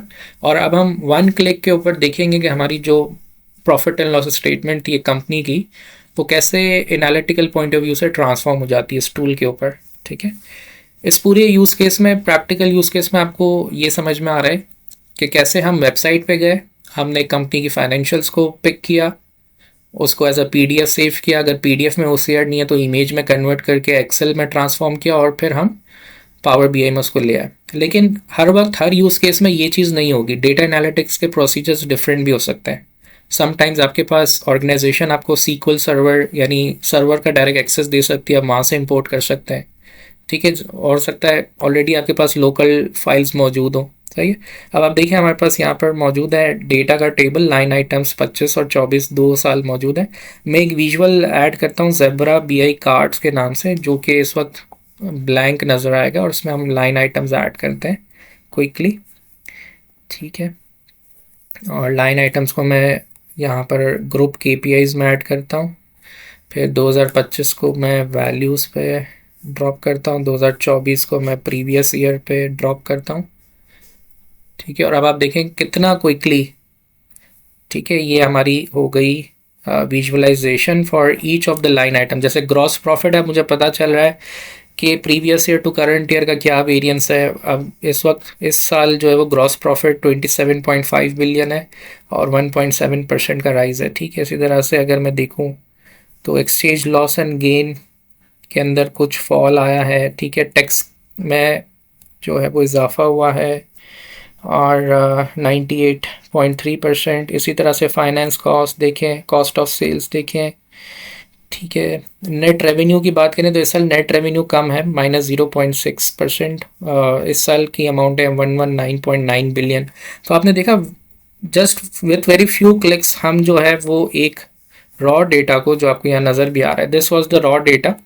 ठीक है, एक कंपनी की फाइनेंशियल्स हम ले आए और हमने एक विजुअल ऐड किया जहाँ पर हम डिफरेंट पर्सपेक्टिव से उसको सर क्या कर रहे हैं, देख रहे हैं। ठीक है सर, तो वंस यू क्वालिफाइड ना, अब फिर आपको समझ में आएगा कि अब डिसीजन मेकिंग कैसे ली जाती है ऑर्गेनाइजेशंस के अंदर रिस्पेक्टिवली। ठीक है, बट अभी हम बहुत ज़्यादा इस टूल के डिटेल में नहीं जाएंगे क्योंकि कोई प्रैक्टिकल यूज़ केस नहीं है और मैंने सिर्फ प्रॉफिट एंड लॉस पे दिया। इसके अलावा बैलेंस शीट भी होती है। आपको याद होगा मैंने पिछले चैप्टर्स की वीडियो में आपको बैंक का पूरा रॉ डेटा दिखाया था। That was the expanded data जो ईआरपी सॉफ्टवेयर्स में होता है, और फिर हम अगेन एक अच्छे टूल का इस्तेमाल करते हुए फाइनेंशियल्स क्रिएट करते हैं फॉर एग्जीक्यूटिव मैनेजमेंट। ठीक है, so I hope you like this demonstration. अब हम थोड़ा सा थ्योरेटिकल पार्ट पे अगेन जितने भी कैफ 3 के स्टूडेंट्स हैं वो ज़रूर इन वीडियोस को स्प्रेड करें, साथ ही साथ चैनल ज़रूर सब्सक्राइब कर लें। अगर आप कैफ सब्जेक्ट के तमाम कंप्लीट चैप्टर्स को पढ़ना चाहते हैं तो आप रहीम जुल्फ़िकार अली या एक्सेल बेसमेंट के चैनल की तरफ आ सकते हैं, इसको सब्सक्राइब करवा लें। यहाँ पर आपको कैफ 3 की एक प्लेलिस्ट मौजूद मिलेगी, ठीक है, data system and risk by Rahim Zulfiqar Ali. और जैसे जैसे वीडियोस रिकॉर्ड होती जा रही है मैं इस प्लेलिस्ट को अपडेट कर रहा हूँ। इसके बाद जितने भी अटैम्प्ट्स होंगे, चाहे वो 2026 या 2027 ऑनवर्ड्स हों, ये प्लेलिस्ट सबके लिए एलिजिबल होगी। ये वीडियोस किसी भी अटैम्प्ट में देखी जा सकती है। इसके अलावा ये चैनल आपको बेनिफिट देगा जब आप कैफ क्लियर करके ऑडिट फर्म्स में जाएंगे या इवन इंडस्ट्री में, तो माइक्रोसॉफ्ट एक्सेल का कोर्स यहाँ पर अवेलेबल है, वो आप देख सकते हैं। माइक्रोसॉफ्ट पावर बीआई का कोर्स अवेलेबल है, वो भी आप सीख सकते हैं फ्री ऑफ कॉस्ट। ऑलराइट, तो अभी हमने पावर बीआई का एक यूज़ केस देखा with respect to data analytics. अब हम एक एक्सेल का भी देखते हैं कि एक्सेल पे भी चार्टर्ड अकाउंटेंट्स को यूज़ करते हैं after exporting data from ERP software. तो एक डेटा देखो आपको इस तरह से भी मिल सकता है, ये भी स्ट्रक्चर है, इसके रेलिवेंट कॉलम्स हैं region wise, year wise, different PNL की कैटेगरीज और उसके अकाउंट्स, उनका एक्चुअल और बजट, ठीक है। इसको भी हम जो है वो पिवट टेबल्स के थ्रू, फार्मूलाज के थ्रू, चार्ट्स के थ्रू बता सकते हैं क्या पोजीशन है, यानी रॉ डेटा को कन्वर्ट करते हैं इनटू इनसाइट्स, ठीक है। फिर एक और डैशबोर्ड मैं आपको दिखाता हूँ। ये डैशबोर्ड बेसिकली बेस्ड है बीआई पर, again multiple sources of data इसके अंदर मौजूद हैं और आपको अभी बैक एंड पे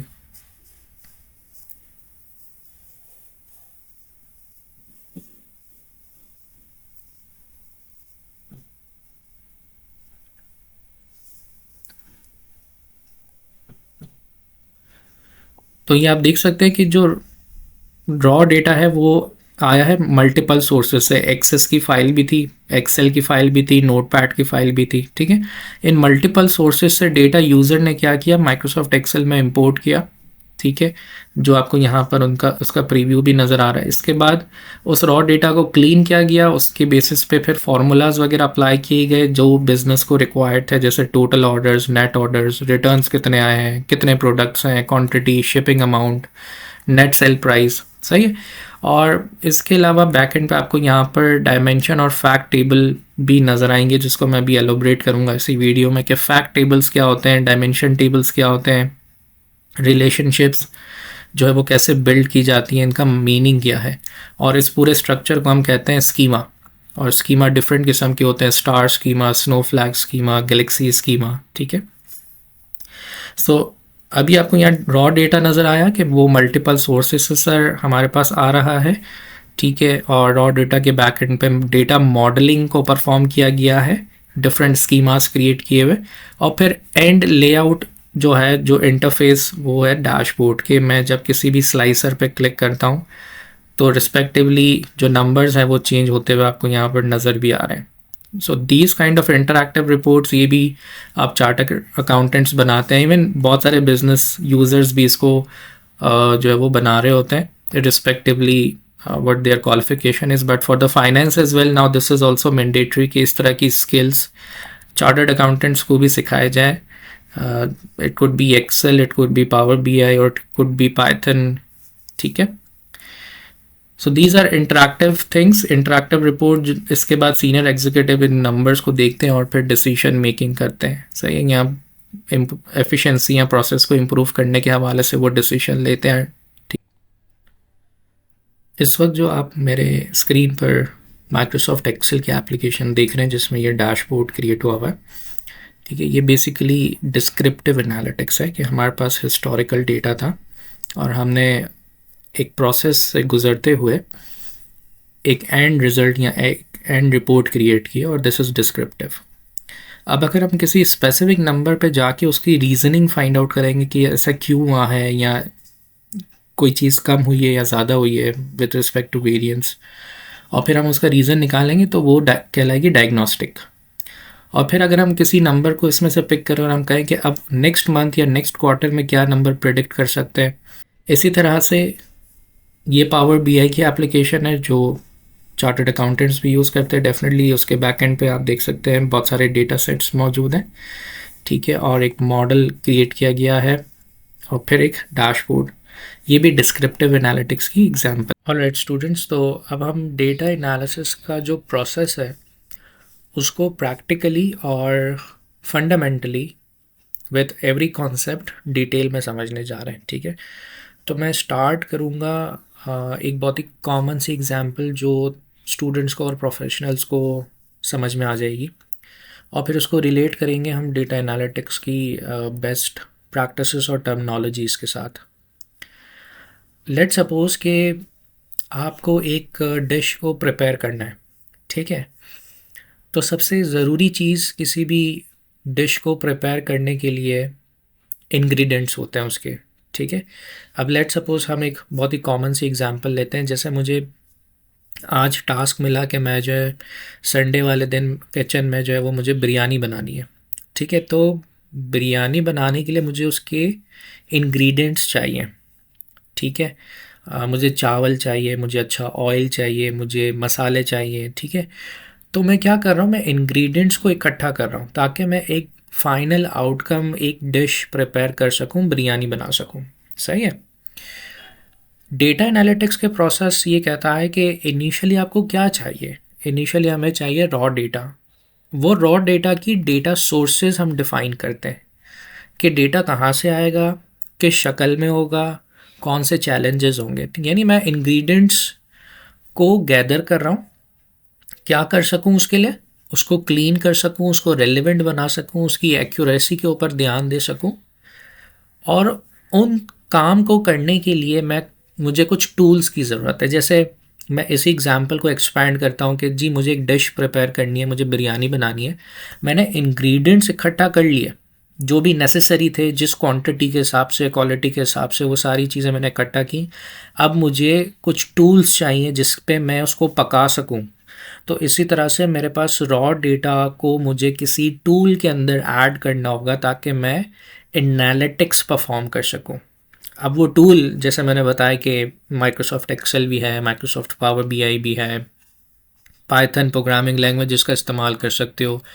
आप किसी ऑर्गेनाइजेशन में काम करते हो, इंटरनल कुछ डेवलपर्स ने टूल्स बना के रखे, आप उसका इस्तेमाल कर सकते हो, सही है। और उस टूल के प्रोसेस से गुजरते हुए, ठीक है, आप एक फाइनल रेडी टू ईट वो डिश प्रिपेयर करते हो। यहाँ मैं अकाउंटेंट्स की बात करूँ तो वो एक प्रेजेंटेशन या एक रिपोर्ट या एक डैशबोर्ड को क्रिएट करते हैं अल्टीमेटली। तो इसका मतलब डेटा एनालिटिक्स एक प्रोसेस है from starting to gather the raw data, to apply certain tools and make some formulation strategies वगैरह बना के उसको क्लीन करके और उसमें सेलेक्ट करके कौन सी टाइप की एनालिटिक्स हमें परफॉर्म करनी है, क्या प्रॉब्लम हमने आइडेंटिफाई किया है, और कौन से मेथडोलॉजी के ज़रिए हम उस एनालिटिक्स को परफॉर्म करके कैसे प्रेजेंट करते हैं, ठीक है। तो आई होप इस एग्जाम्पल से आपको क्लियर हुआ होगा। ये मैंने एक बहुत कॉमन सी एग्जाम्पल दी। अब हम थोड़ा सा इसकी डिटेलिंग में जाते हैं। हमने एक बात की थी कि चैप्टर 1 में भी कि जब डेटा हमारे पास स्ट्रक्चर हो या अनस्ट्रक्चर हो या सेमी स्ट्रक्चर हो, डेटा तो आ गया टूल में, लेकिन ज़रूरी नहीं कि वो क्लीन हो या मैं एनालिटिक्स के लिए उसको यूज़ कर सकूं। तो मुझे उस क्लीन अप प्रोसेस से गुजरना पड़ता है। और पावर क्यूरी एक टूल है माइक्रोसॉफ्ट एक्सेल में भी और पावर बीआई में भी, जो क्या करता है, डेटा को क्लीन करने में काम आता है और ऑटोमेट करता है वो स्टेप्स को। और हम पावर क्यूरी को कहते हैं डेटा मशीन, यानी मल्टीपल सोर्सेज से डेटा लाकर पावर क्यूरी के टूल का इस्तेमाल करते हुए एक अल्टीमेट क्लीन आउटकम देना बिफोर एनालिटिक्स। और मैंने बताया था कि it could be multiple different sources, it could be Excel, it could be internal SQL servers based on different ERP, और इट कुड बी एक्सटर्नल। वो सब का सब रॉ डेटा मल्टीपल सोर्सेज से आके हम कनेक्ट करते हैं एक ETL टूल में, extract, transform and load, and then we give the output, clean output. अब हम बात को थोड़ा सा आगे बढ़ाते हैं और अब हम बात करेंगे स्कीमास क्रिएट करने की, ठीक है। और स्कीमास में दो तरह के टेबल होते हैं, एक होते हैं फैक्ट टेबल और एक होते हैं डायमेंशन टेबल्स। अब माइट बी मतलब प्रोफेशनल्स इन टर्मिनोलॉजीज़ को डेफिनेटली जानते हैं, लेकिन as a student, CAF 3 student, मैं इजी तरीके से एक्सप्लेन करता हूँ। फैक्ट टेबल क्या होता है? सर फैक्ट टेबल वो टेबल है जिसमें बिजनेस की रियल टाइम ट्रांजैक्शंस या ऑब्जर्वेशंस या इवेंट्स को रिकॉर्ड किया जाता है। और डायमेंशन टेबल वो बिजनेस सपोर्टिंग टेबल्स होते हैं जिसमें उससे रिलेटेड एडिशनल इंफॉर्मेशन स्टोर की जाती है। Fact table naturally bigger in size होंगे, यानी अगर हम बिग डेटा की बात करते हैं या हमारे पास large volume of financial transactions हैं, तो फैक्ट टेबल का जो साइज होता है, डेटा साइज होता है, वो हमेशा बड़ा होता है as compare to dimension table. Dimension table smaller होते हैं, smaller in records. Fact table के अंदर डुप्लीकेशंस होती हैं और डायमेंशन टेबल के जो रिकॉर्ड्स होते हैं वो यूनिक होते हैं। एक पॉइंट बड़ा क्रिटिकल है, मैं यहाँ पर अगेन रिपीट कर दूँ। फैक्ट टेबल मैं उस टेबल को बोलता हूँ, उस स्ट्रक्चर टेबल को बोलता हूँ जिसके अंदर बिजनेस की रियल टाइम ऑब्जर्वेशंस, इवेंट्स या रिकॉर्ड्स हैं। और डायमेंशन टेबल जिसके अंदर एडिशनल इंफॉर्मेशन है जिसको मैं लुकअप कर सकूँ फैक्ट टेबल के साथ।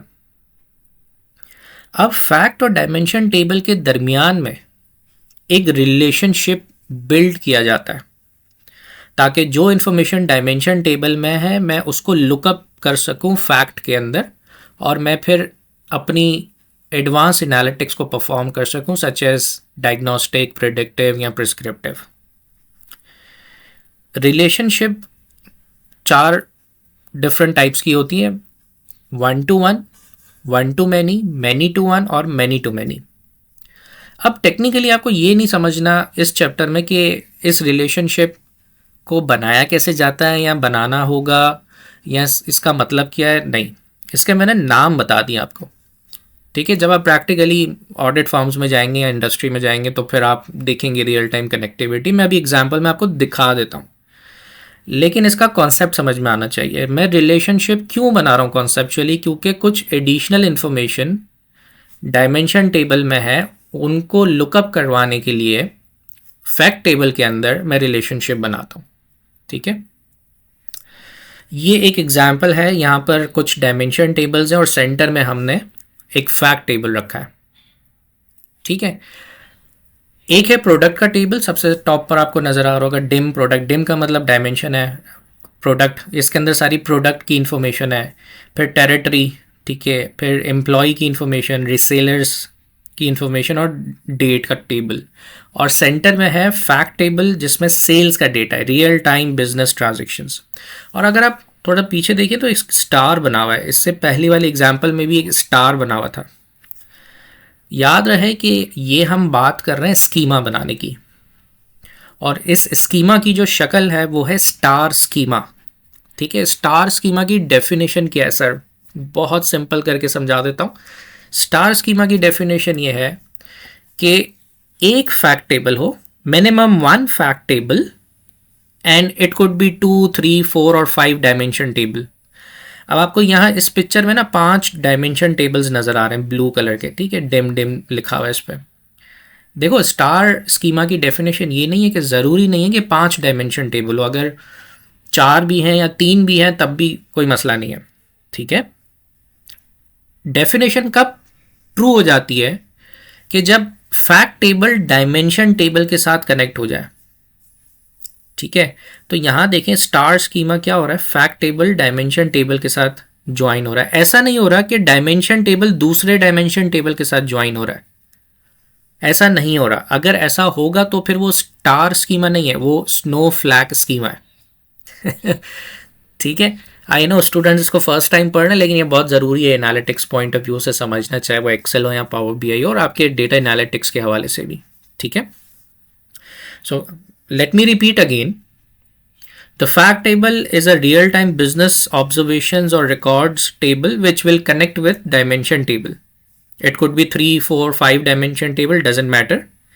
ठीक है सर, हर डायमेंशन टेबल फैक्ट टेबल के साथ ज्वाइन होना चाहिए। आपस में 2 डायमेंशन टेबल ज्वाइन नहीं हो रहे। जब ऐसी पिक्चर होती है तो उसको हम कहते हैं स्टार स्कीमा। और दोनों के दरमियान अमूमन, ये याद रखिएगा, मोस्ट कॉमनली फैक्ट और डायमेंशन टेबल के दरमियान में जो रिलेशनशिप बनता है वो वन टू मैनी का बनता है। यहाँ जो आपको स्टैरिक नज़र आ रहा है, इस स्टैरिक का मतलब है मैनी और ये है वन। ठीक है, मैं अभी इसको बताता हूँ कि वन टू मैनी किसे कहते हैं। बहरहाल स्टार स्कीमा की डेफिनेशन आपको समझ में आई। ठीक है, अब एक एक प्रैक्टिकल एग्जांपल मैं आपको यहाँ स्लाइड पे भी दिखाता हूँ और एक बता भी देता हूँ एक्सेल में ओपन करके, तो आपको समझ में आएगा। अब देखिए आपके पास है ना एक डेटा आया। ठीक है, ये डेटा आया जिसमें 4 कॉलम्स हैं। 4 कॉलम्स कौन से हैं सर? स्टूडेंट का आईडी मौजूद है, जिस जिस स्टूडेंट ने एडमिशन लिया है उनके आईडीज़ हैं। ठीक है, उनके फर्स्ट नेम है, उनका लास्ट नेम है, और जिस कोर्स के अंदर उन्होंने एडमिशन लिया ना उसका कोड है। अच्छा, अब इस पॉइंट पे ना मुझे ये नहीं पता चल रहा कि ये जो कोर्स आईडी है C002, ये इसका नाम क्या है? ये कौन सा है? अकाउंटिंग है, ये ऑडिट है, ये लॉ है, ये टैक्स है? नहीं पता चल रहा। ठीक है, इस तरह से A004 S042 नहीं पता चल रहा। एक और चीज़ सुनना, स्टूडेंट, जितने भी स्टूडेंट आ रहे हैं, अब देखो जैसे ये मज़ीद रिकॉर्ड बढ़ेगा ना, तो एक स्टूडेंट, याद रखिएगा और थोड़ा ध्यान दीजिएगा, एक स्टूडेंट एक वक्त में एक से ज़्यादा कोर्स में एनरोल हो सकता है। यस, और साथ ही साथ जो कोर्स आईडी है, तो एक कोर्स में एक स्टूडेंट नहीं होगा, एक कोर्स में 15, 20, 40, 50, 100, 150, 200 बच्चे होते हैं। और आप भी एज अ चार्टर्ड अकाउंटेंट जिस भी इंस्टीट्यूट में जाते हैं और जिस सब्जेक्ट में आपने एडमिशन लिया है, आप ज़रा क्लास के अंदर देखिएगा कितने स्टूडेंट होंगे। 50, 100, 200, 150, छोटी क्लास है तो 20, 25, है ना।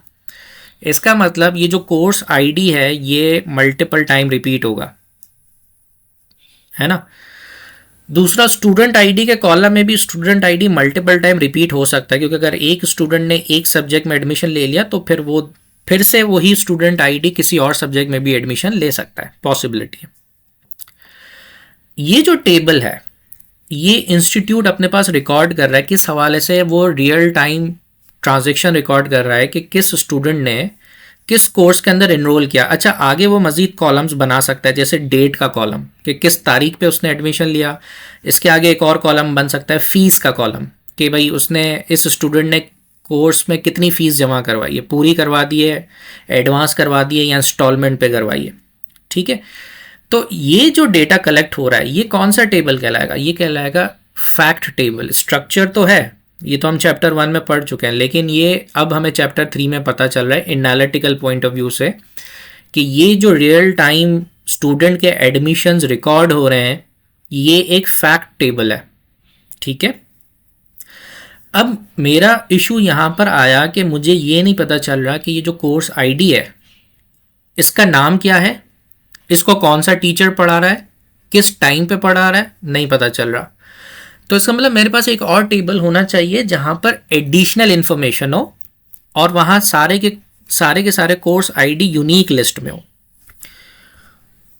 तो फिर मुझे आइडेंटिफाई हुआ, हाँ हमारे पास एक और टेबल है जो हम मेंटेन कर रहे हैं, जिसके अंदर 2 कॉलम्स हैं कोर्स आईडी, कि भाई हमारे इंस्टीट्यूट में ये 4 कोर्सेज हैं, इन कोर्सेज के नाम लिखे हुए हैं, accounts, computing, history and short course. अच्छा, इसके आगे मज़ीद कॉलम बन सकते हैं, जैसे टीचर का नाम आ जाएगा कि भाई अकाउंट्स कौन पढ़ा रहा है, टाइम टेबल आ जाएगा कि भाई कौन कौन से दिन किस टाइम पे कौन सी क्लास हो रही है। ये जो रिकॉर्ड है, अगर आप कोर्स आईडी के कॉलम को देखें तो इसके अंदर डुप्लीकेशन कभी भी नहीं होगी।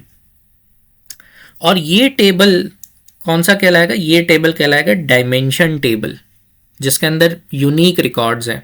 सही है, मुझे ये समझ में आया कि एक टेबल जिसमें रियल टाइम ऑब्जर्वेशंस या फाइनेंशियल रिकॉर्ड्स ऐड हो रहे हैं, ये स्टूडेंट के केस में, और एक है डायमेंशन टेबल जिसमें एडिशनल इंफॉर्मेशन है।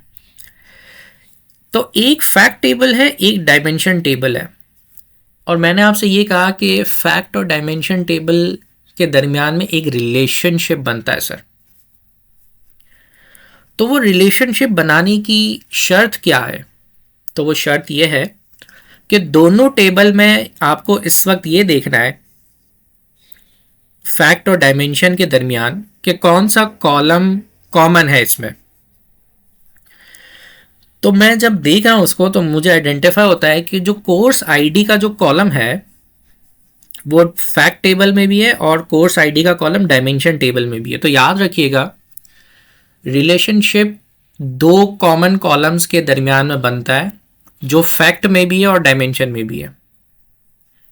ठीक है, दो कॉलम्स का मतलब ये कि वो कॉलम फैक्ट में भी है और डायमेंशन में भी है अल्टीमेटली एक ही कॉलम, लेकिन दोनों टेबल्स में अवेलेबल है। तो मैंने क्या किया, मैंने आइडेंटिफाई किया कि भाई ये फैक्ट और डायमेंशन टेबल के दरमियान में कॉमन कॉलम मैंने निकाला जो कि कोर्स आईडी है, इन दोनों के दरमियान में रिलेशनशिप बनेगा। तो सर क्या ये स्टूडेंट आईडी और कोर्स आईडी के दरमियान रिलेशनशिप नहीं बनता? नहीं भाई, नहीं बनेगा, सिस्टम एरर दे देगा। बहरहाल तो कॉमन कॉलम दोनों में अवेलेबल है जो कि है कोर्स आईडी। ठीक है, अब ये जो कॉमन कॉलम है डायमेंशन टेबल में, इसमें यूनिक रिकॉर्ड्स हैं। यही सेम कॉलम फैक्ट टेबल में है जिसमें रियल टाइम ट्रांजैक्शंस और डुप्लीकेट रिकॉर्ड्स होंगे, क्योंकि मैंने कहा एक ही कोर्स आईडी में मल्टीपल टाइम्स बहुत सारे स्टूडेंट्स एडमिशन लेंगे तो इसमें डुप्लीकेट्स भी आएंगे। तो जो कॉमन कॉलम के बेसिस पे रिलेशनशिप बना है वो कॉमन कॉलम डायमेंशन टेबल में कहलाता है प्राइमरी की, और वही सेम कॉलम जब फैक्ट टेबल में होता है तो वो कहलाता है फॉरेन की। बात समझ में आती है सबको? ठीक है, बात समझ में आती है सबको कि एक फैक्ट टेबल था, एक डायमेंशन टेबल था, दोनों के दरमियान कॉमन कॉलम ढूंढा, रिलेशनशिप बनाया। सर वो जो कॉमन कॉलम जिसके बेसिस पे रिलेशनशिप बनाया, जब वो डायमेंशन टेबल में होता है यूनिक रिकॉर्ड्स तो वो प्राइमरी की कहलाता है, वही कॉमन कॉलम जब फैक्ट टेबल में होता है तो वो फॉरेन की कहलाता है। और इसी तरह से प्रैक्टिकली मैं आपको बताऊं, जब ऑर्गेनाइजेशन में बहुत सारी सोर्सेज से डिफरेंट टेबल्स आते हैं, जब हम उनको ट्रांसफॉर्म करते हैं और बीच में रिलेशनशिप बनाते हैं, तो फिर हम one of the best practice experts ये कहते हैं कि स्टार स्कीमा हो, majority of the times snowflake schema भी बनता है, वो मैं भी आपको दिखाता हूँ। तो देखिए हमने क्या बात की कि रिलेशनशिप स्कीमास, स्टार क्या कहता है कि अगर एक फैक्ट टेबल है और बाकी अगर डायमेंशन है, इस मतलब देखें 5 डायमेंशन टेबल नहीं है, 4 है, ये 2 भी हो सकते हैं, 3 भी हो सकता है ना। तो ये किस डेफिनेशन में फॉल करते हैं, कौन सा स्कीमा है? Star schema. लेकिन जब एक फैक्ट टेबल है और बहुत सारे डायमेंशन टेबल है, और समटाइम्स ऐसा भी होता है कि फैक्ट और डायमेंशन के दरमियान रिलेशनशिप नहीं बन पाता क्योंकि कॉमन कॉलम नहीं मिलता, तो ऐसी भी सिचुएशन आती है जहाँ 2 डायमेंशन के दरमियान में कोई कॉमन मिल जाता है तो फिर उसको कनेक्ट किया जाता है। तो जब इस तरह की रिलेशनशिप्स बनना स्टार्ट हो जाए तो हम कहते हैं कि ये स्नो फ्लैग है, यानी जो स्कीमा है वो स्नो फ्लैग है। और अगर समटाइम्स ऐसा हो जाए कि अब एक से ज़्यादा फैक्ट टेबल आ गए, ठीक है, कॉम्प्लेक्स इंडस्ट्रीज़ के अंदर एक से ज़्यादा फैक्ट टेबल्स जमा हो जाते हैं, तो और फिर डायमेंशंस भी आपस में कनेक्ट हो रहे होते हैं, जब इतनी कॉम्प्लेक्सिटी हो जाती है तो फिर हम उसे कहते हैं गैलेक्सी या फैक्ट कंसल्टेशन, जिसके अंदर मल्टीपल स्टार, मल्टीपल स्नोफ्लैग मिक्स हो जाते हैं। ठीक है, तो फिर वो गैलेक्सी स्कीमा कहलाया जाता है। तो अब आपको डिफरेंस पता चल गया, star schema, snowflake schema and then galaxy. अब दोनों के दरमियान में डिफरेंसेस बता देता हूँ। मॉडल पर्पस, डायमेंशन टेबल आपको कॉमनली मिलेंगे बिजनेसेस के अंदर, डेट्स का टेबल, प्रोडक्ट्स का टेबल, लोगो का टेबल, HR, प्लेसेस, कॉन्सेप्ट्स। ठीक है, लेकिन जो फैक्ट टेबल होगा वो स्टोर करता है ऑब्जर्वेशन और इवेंट्स, फाइनेंशियल इवेंट्स जैसे सेल्स के रिकॉर्ड्स, स्टॉक के balances, exchange rates, weather, temperature, है ना। Fact table means real time business observations और इवेंट्स। फिर टेबल स्ट्रक्चर, डिस्क्रिप्टिव कॉलम ज़्यादा होते हैं उसके अंदर, एडिशनल इन्फॉर्मेशन ज़्यादा स्टोर की हुई होती है। यहाँ पर न्यूमेरिक और डिस्क्रिप्टिव दोनों हो सकते हैं। न्यूमेरिक होगा ही होगा फैक्ट में, क्यों? क्योंकि बिजनेस की ट्रांजैक्शंस रिकॉर्ड हो रही हैं और नंबर्स के बेसिस पे सारी चीज़ें होती हैं, तो न्यूमेरिक मेजर कॉलम्स होंगे। Data typically contains a relatively small number of rows. Dimension table क्योंकि यूनिक इन रिकॉर्ड्स होता है, वो उसका साइज हमेशा स्मॉल होता है रिलेटिवली। फैक्ट टेबल एक रियल टाइम बिजनेस डेटा होता है स्ट्रक्चर फॉर्मेट में, और वक्त के साथ साथ ट्रांजैक्शंस बढ़ती जाती हैं, मिलियंस टू मिलियंस होती जाती हैं, तो फिर उसकी लेवल ऑफ डिटेलिंग ज़्यादा है तो उसका साइज़ भी ज़्यादा होगा। डायमेंशन यूज़ होता है फिल्टर और ग्रुपिंग के लिए on on the tools, it could be Excel, Power BI और any other. Fact table summarise के लिए यूज़ होता है, समरीज बनाने के लिए, रिपोर्ट्स या डैशबोर्ड्स बनाने के लिए, उसके अंदर नंबर्स की इनसाइट्स को दिखाने के लिए। ठीक है, डैशबोर्ड बनाने से पहले हम एक वायर फ्रेम भी बनाते हैं। ये एक और कॉन्सेप्ट है डेटा एनालिटिक्स का। यूज़र जो है वो एक वायर फ्रेम क्रिएट करता है और मैनेजर्स के साथ डिस्कस करता है कि हम एक रिपोर्ट बनाने जा रहे हैं और उसका स्केच ये है। और फिर क्या होता है, मीटिंग्स वगैरह के थ्रू डिस्कस होता है कि हमें कौन सी चीज़ ऑन टॉप दिखानी है, कौन सी सेंटर में, कौन कौन से चार्ट्स हमें रखने हैं, ठीक है ना, कौन कौन से KPIs की परफॉर्मेंस इंडिकेटर्स हमें रखने हैं। तो एक पूरा वायर फ्रेम मीटिंग्स के अंदर डिस्कस होता है, वो फाइनलाइज होता है, अप्रूव होता है, और उसके बाद फिर हम रेलिवेंट जो भी टूल है उसका इस्तेमाल करते हुए इसकी एग्जीक्यूशन करते हैं। वो कौन कौन से फैक्टर्स हैं जहाँ पर इंडस्ट्री ऑर्गेनाइजेशंस किसी टूल को इम्प्लीमेंट करने के लिए डिसाइड करती है, वो कौन से फैक्टर्स हैं। ठीक है, सबसे पहले कि उसका बिजनेस ऑब्जेक्टिव अचीव हो गया या नहीं, यानी जो हमने समझा था कि जो प्रॉब्लम स्टेटमेंट हमने निकाला है तो वो किस टूल के ऊपर ज़्यादा बेस्ट फिट है, एक्सेल के ऊपर है, पावर बीआई पे है, या कोई और टेक्नोलॉजी हमें यूज़ करनी है, उसका इंटरफेस और उसके विजुअलाइजेशन ऑप्शंस कैसे हैं, क्या उसमें एडवांस एनालिटिक्स हो सकती है, वो किसी और एप्लीकेशन के साथ इंटीग्रेट हो सकता है या नहीं हो सकता, मल्टीपल सोर्सेज से डेटा इंपोर्ट हो सकेगा या नहीं होगा, अगर हमें कोई कस्टमाइजेशन करवानी है तो वो पॉसिबल है या नहीं है, और सिक्योरिटी डेफिनेटली, डेटा गवर्नेंस भी इसके अंदर आ जाती है। तो ये सारे फैक्टर्स हैं जब ऑर्गेनाइजेशन डिसाइड करती है कि to select the right tool for right analytics. अब हम प्रैक्टिकली देख लेते हैं डिफरेंट स्कीमास जो हम क्रिएट करते हैं। तो ओवरऑल तो आपको फ्रंट एंड पे एक बड़ा अच्छा अट्रैक्टिव सा डैशबोर्ड नज़र आता है, और ये एक इंटरेक्टिव रिपोर्ट होती है। डेफिनेटली मैं क्लिक करूँगा, ये आप देखिए नंबर्स चेंज हो रहे हैं, मेरे पास डिफरेंट पैरामीटर्स और स्लाइसर्स बने हुए हैं, जिस भी ईयर पे मैं क्लिक करता हूँ वो फ़िल्टर हो जाता है। बट बैक एंड पे जो रियल टाइम चीज़ें इन्वॉल्व हैं वो उसका रॉ डेटा और उसके कनेक्टर्स हैं। सबसे पहले कि हम डेटा कहाँ से ला रहे हैं, वो है एक्सेल की मल्टीपल वर्कबुक्स हैं, वो सीक्वल सर्वर है, वो वेबसाइट है, टेक्स्ट की फाइल्स हैं, और हमारे पास हर टूल के अंदर डिफरेंट नंबर ऑफ़ कनेक्टर्स मौजूद होते हैं, जैसा कि आपको यहाँ पर लिस्ट में नज़र आ रहा है। ठीक है, अब होता क्या है कि डिफरेंट टेबल्स हैं जो आप राइट साइड पे देख सकते हैं, सबके नाम लिखे हुए हैं, और इनका प्रीव्यू भी आपको यहाँ पर नज़र आएगा कि मैं आपको दिखा रहा हूँ। ठीक है, ये है डेटा, हमने इसको क्लीन किया है, हमने पावर क्यूरी का इस्तेमाल किया। मैं आपको प्रैक्टिकली उसका इंटरफेस भी दिखाता हूँ कि कैसा वो नज़र आता है। आपको एग्ज़ाम में कोई चीज़ प्रैक्टिकल नहीं आएगी, मैंने बहरहाल रिपीट किया है वीडियोस के अंदर, बट दिखाने का मकसद है कि स्टूडेंट्स को अच्छे से समझ में आए चीज़ें। ठीक है, और इसके अलावा मॉडल व्यू दिखाना था जिसमें आप देखें कि एक स्कीमा क्रिएट हुआ है, और ये स्टार स्कीमा नहीं है। जब मैंने डैशबोर्ड क्रिएट करना स्टार्ट किया था इनिशियली 1 से 1.5 साल पहले क्लाइंट के लिए, तो वो स्टार स्कीमा पे थे, बट जब जैसे जैसे कॉम्प्लेक्सिटी बढ़ती जाती है तो मॉडल कॉम्प्लेक्स हो जाता है, तो स्टार स्कीमा से वो स्नोफ्लैक स्कीमा में कन्वर्ट हुआ। अब जो है वो आप देखें कितने सारे डायमेंशन टेबल्स और फैक्ट टेबल आप उसमें कनेक्ट हो रहे हैं। डेफिनेटली जब आप इंडस्ट्री में जाएंगे, तो जब आप खुद हैंड्स ऑन करेंगे या स्किल्स लेंगे, जब आप आर्टिकलशिप पे होंगे, तो आपको मज़ीद समझ में आएगा। अभी एग्जामिनेशन पॉइंट ऑफ व्यू से आपको इंटरफेस दिखाना है कि किस तरह की रिपोर्ट्स हमारे पास बनती हैं, और ये one of the descriptive analytics है, और इसके अलावा डायग्नोस्टिक भी हो सकती है और प्रेडिक्टिव भी इन एप्लीकेशंस के अंदर हो सकती है।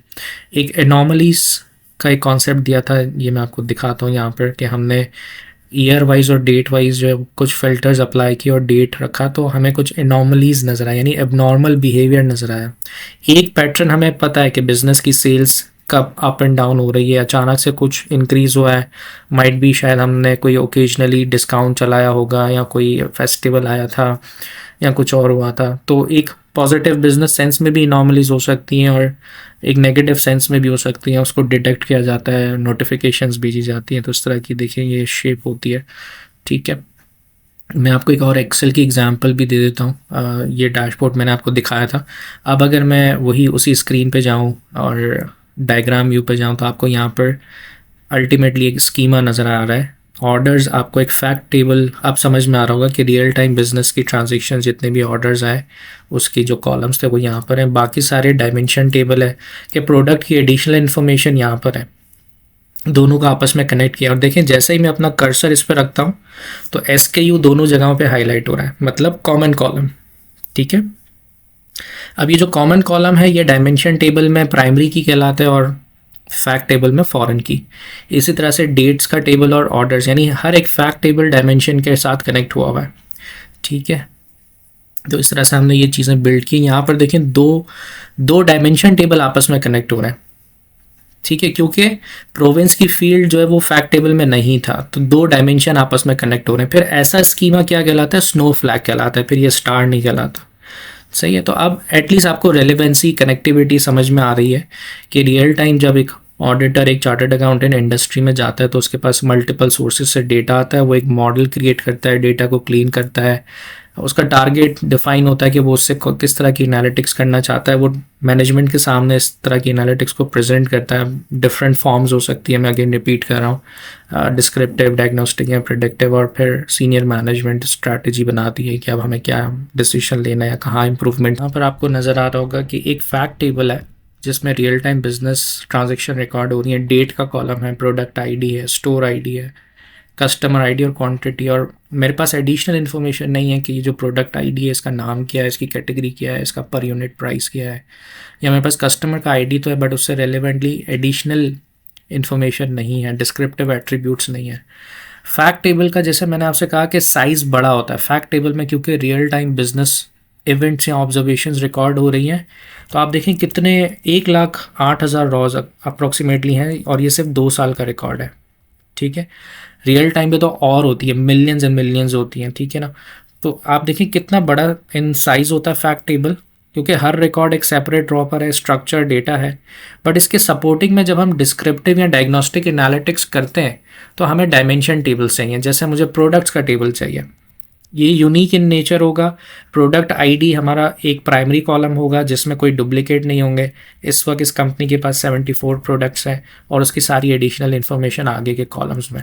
ठीक है, इस तरह से स्टोर्स का एक टेबल है, ये भी एक डायमेंशन टेबल है। स्टोर आईडी मेरा एक प्राइमरी कॉलम है ना, और उसके आगे उसकी सारी एडिशनल इन्फॉर्मेशन मेरे पास मौजूद है। तो जब मैं डायग्नोस्टिक या डिस्क्रिप्टिव एनालिटिक्स करूँगा वहाँ मुझे ये कॉलम्स काम आएंगे। कस्टमर्स का एक डायमेंशन टेबल बना हुआ है, इस वक्त मेरे पास टोटल 800 कस्टमर्स हैं, यूनिक इन रिकॉर्ड्स हैं, और उसके आगे सारी उसकी एडिशनल इन्फॉर्मेशन है। तो अल्टीमेटली क्या होता है कि फैक्ट सेल्स का जो टेबल है, जो रियल टाइम बिजनेस टेबल है, वो in IDs respectively in dimension table के आईडीज़ के साथ कनेक्ट हो जाता है, और फिर हम एडिशनल इन्फॉर्मेशन को लेते हुए एनालिटिक्स को परफॉर्म करते हैं। अब हम देखते हैं कि डेटा एनालिसिस का प्रोसेस रन कैसे होता है। ठीक है, तो सबसे पहली चीज़ जो हमने पहले भी डिस्कस की है वो मैं रिपीट करता हूँ कि understanding the problem, understanding the business problem and the desired result. सही है, कि what is the objective of your analysis, what kind of information do you have, ये सबसे पहला स्टेप है। दूसरा स्टेप है सेटिंग अ क्लियर मेट्रिक, आप क्या मेजर करना चाहते हैं, आप क्या मेजर करना जा रहे हैं उस एनालिटिक्स को परफॉर्म करने से। Third step is gathering the data, आपको किस तरह की इंफॉर्मेशन रिक्वायर्ड है, कहाँ से रिक्वायर्ड है, और कैसे आप ऑब्टेन करेंगे उसको। फोर्थ है क्लीनिंग ऑफ द डेटा, आप डेटा की क्वालिटी को फिक्स करते हैं।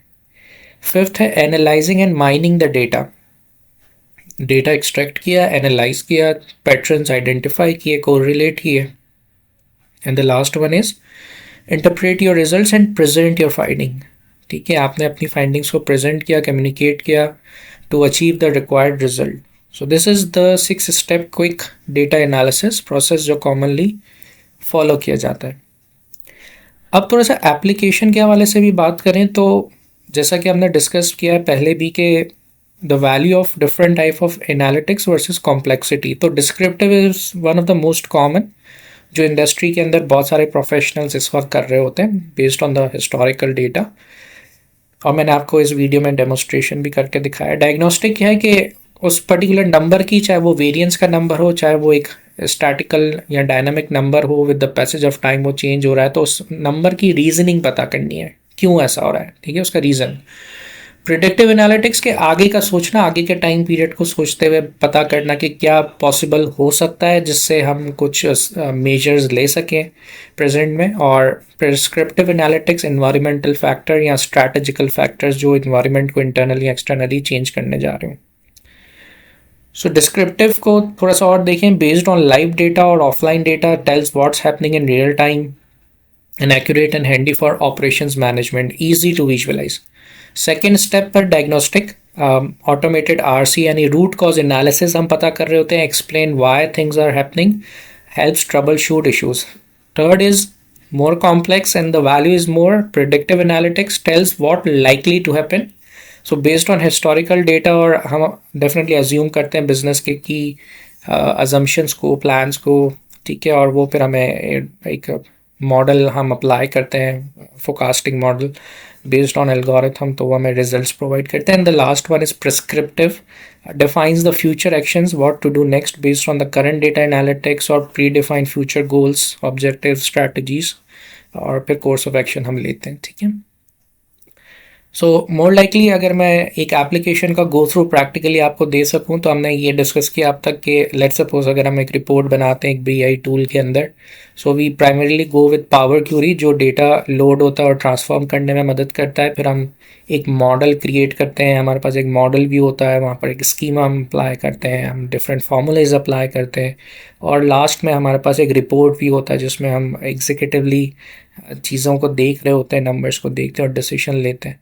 And every application comes with different types of tool. आपने अगर प्राइमरीली बेसिस पे MS ऑफिस भी अगर इस्तेमाल किया होता है, आपके पास डिफरेंट टैब्स होते हैं जिसमें डिफरेंट फंक्शंस और फीचर्स होते हैं। इसी तरह से BI एप्लीकेशंस पे जो अकाउंटेंट्स और ऑडिटर इस्तेमाल करते हैं उस पर भी डिफरेंट टूल्स होते हैं, सही है। और इन टूल्स के ज़रिए हम क्या करते हैं, कुछ बेसिक ट्रांसफॉर्मेशंस करते हैं डेटा के हवाले से, जैसे डुप्लीकेट्स रिमूव करना, एरर्स को रिमूव करना, ब्लैंक रॉस को रिमूव करना, ठीक है, इस तरह की चीज़ें। अच्छा, फिर मोस्ट इंपॉर्टेंटली स्टोरेज और कनेक्शन मोड्स बड़ा इंपॉर्टेंट है। एक होता है कि आपके हार्ड ड्राइव पे डेटा मौजूद है, आप डायरेक्टली उसको डिफरेंट टूल्स के अंदर इंपोर्ट करते हैं। अब उसके अपने एडवांटेजेस हैं और लिमिटेशंस हैं। समटाइम्स ऐसा होता है कि हम सर्वर से डायरेक्टली कनेक्ट करते हैं, तो वो डायरेक्ट क्यूरी कहलाता है। समटाइम्स ऐसा होता है कि हम कंपोजिट मॉडल यूज़ करते हैं। कंपोजिट का मतलब hybrid of import and direct query, यानी कुछ डेटा आपके अपने ऑफलाइन लैपटॉप्स पर मौजूद है और कुछ डेटा लाइव आ रहा है, यानी आप दोनों चीज़ें अप्लाई कर रहे हैं, इंपोर्ट और डायरेक्ट क्यूरी दोनों, तो वो मिला के कंपोजिट मॉडल कहलाते हैं। और fourth one is live connection, कि आप कोई क्लाउड बेस्ड प्लेटफॉर्म यूज़ कर रहे हैं रियल टाइम बेसिस पे, उसका कनेक्शन आपको मिला हुआ, तो वो एक लाइव कनेक्शन कहलाएगा, ठीक है। That's the important slide as well. इसके अलावा फिर हमारे पास जब डेटा आता है तो हम एज एन एनालिस्ट और एज ए चार्टर्ड अकाउंटेंट भी कॉलम प्रोफाइलिंग करते हैं, ठीक है। डेटाबेस के हवाले से क्या काउंट है, कितने डिस्टिंक्ट काउंट है, मैक्स मिन क्या है, सम, एवरेज, इनिशियल स्टैटिस्टिक्स। फिर हमारे पास टेक्स्ट से रिलेटेड फंक्शंस होते हैं जो हम डेटा सेट्स के ऊपर, चाहे वो डायमेंशन टेबल हो या फैक्ट टेबल हो, हम वो उसको अप्लाई करते हैं। डेटा को स्प्लिट करना, डेटा के रेलिवेंट कॉलम्स की फॉर्मेटिंग को ठीक करना, कोई डेटा किसी कॉलम से एक्सट्रैक्ट करना है, उसके हमारे पास डिफरेंट सिनेरियोज यहाँ पर मौजूद है। फिर डेट एंड टाइम के हवाले से हम फॉर्मेटिंग को ठीक कर रहे होते हैं, सही है, जिसमें HR के केस में एजेस वगैरह निकालना, ठीक है ना, हम प्रेडिक्ट करते हैं रिटायरमेंट, अभी हमारे प्रेजेंट एम्प्लॉयज़ कितने और वो अगले 5 साल में कितने रिटायर हो जाएंगे, या कितने लोगों ने ज्वाइन किया था, कब ज्वाइन किया था, उनकी ईयर ऑफ सर्विस क्या हो गई है, ठीक है, इस तरह की calculations. Financial point of view से डेट के फॉर्मेट्स के column, week, month, year, different, क्योंकि हम रिपोर्ट में एज अ पैरामीटर उसको यूज़ करते हैं, उसकी फॉर्मेटिंग और उसकी अलाइनमेंट करना, तो हम डेट एंड टाइम टूल्स को। अब हम देखते हैं कि डेटा एनालिटिक्स वेरियस इंडस्ट्रीज़ में कैसे यूज़ होता है, ठीक है, और ये एक इम्पॉर्टेंट एरिया है आपके चैप्टर का भी। तो मैंने 5 डिफरेंट एरियाज़ आइडेंटिफाई किए हैं। इसके अलावा भी कुछ एग्जांपल्स आपकी स्टडी टेक्स्ट में मौजूद है, उसको हमें डेफिनेटली पढ़ना है। सबसे पहला सेक्टर है बैंकिंग एंड फाइनेंशियल सर्विसेज। हम चारों टाइप्स की एनालिटिक्स को सेक्टर वाइज जो है वो डिस्कस करने जा रहे हैं। सबसे पहला है बैंकिंग एंड फाइनेंशियल सर्विसेज। अगर मैं उसमें डिस्क्रिप्टिव एनालिटिक्स करता हूँ तो क्या काम मैं उससे ले सकता हूँ, समराइजेस पास्ट लोन डिसबर्समेंट, ठीक है सर, पास लोन डिसबर्समेंट, एनपीएल्स यानी non performing loans ratios and customer profitability में निकाल सकता हूँ डिस्क्रिप्टिव के हवाले से। डायग्नोस्टिक में क्या करूँगा, identify why default rates are higher in certain loan segment, जैसे small medium enterprise loans versus personal loans. तो यहाँ देखो रीजनिंग हो रही है, वाई का लफ्ज आ गया ना यहाँ पे, ठीक है।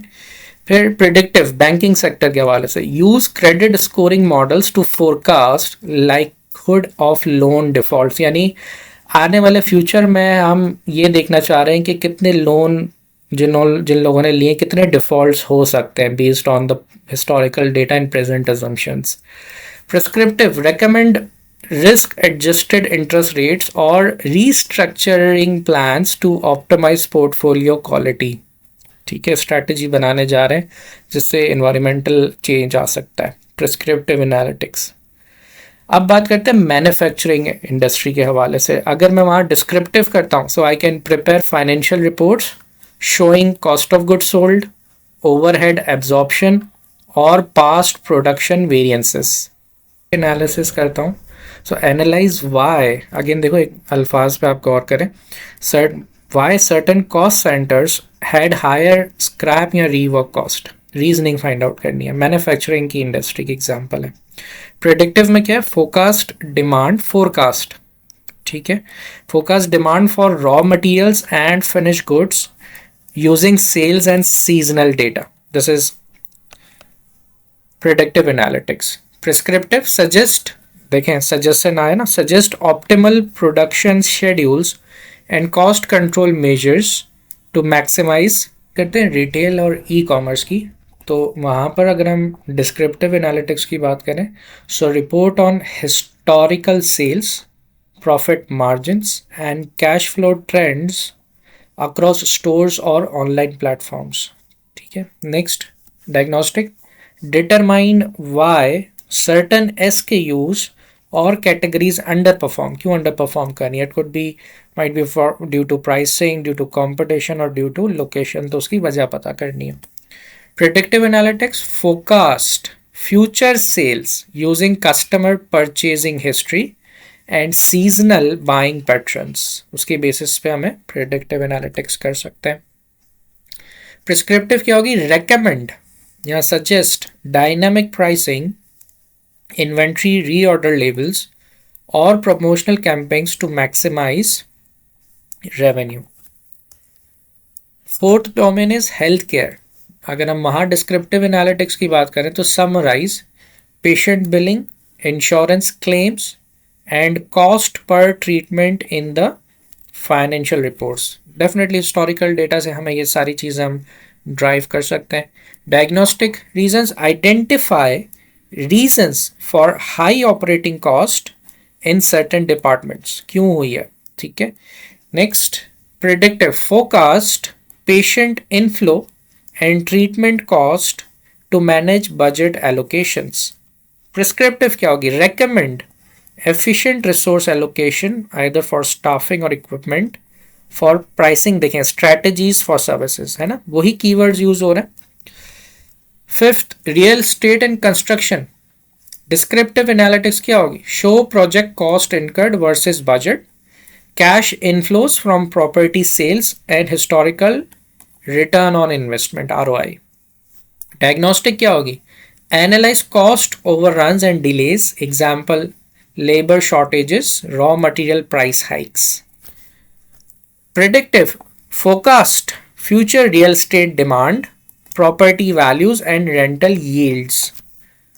प्रिस्क्रिप्टिव के हवाले से सोचे तो again recommend financing structures, investment mix, cost optimisation strategies for new projects. कि डेटा एनालिटिक्स को अप्लाई करने से क्या हो जाता है, सबसे पहले इम्प्रूव डिसीजन मेकिंग, पढ़ लेते हैं इस पॉइंट को। Data analytics helps organisation to make informed and evidence-based decisions rather than relying on intuition or guesswork.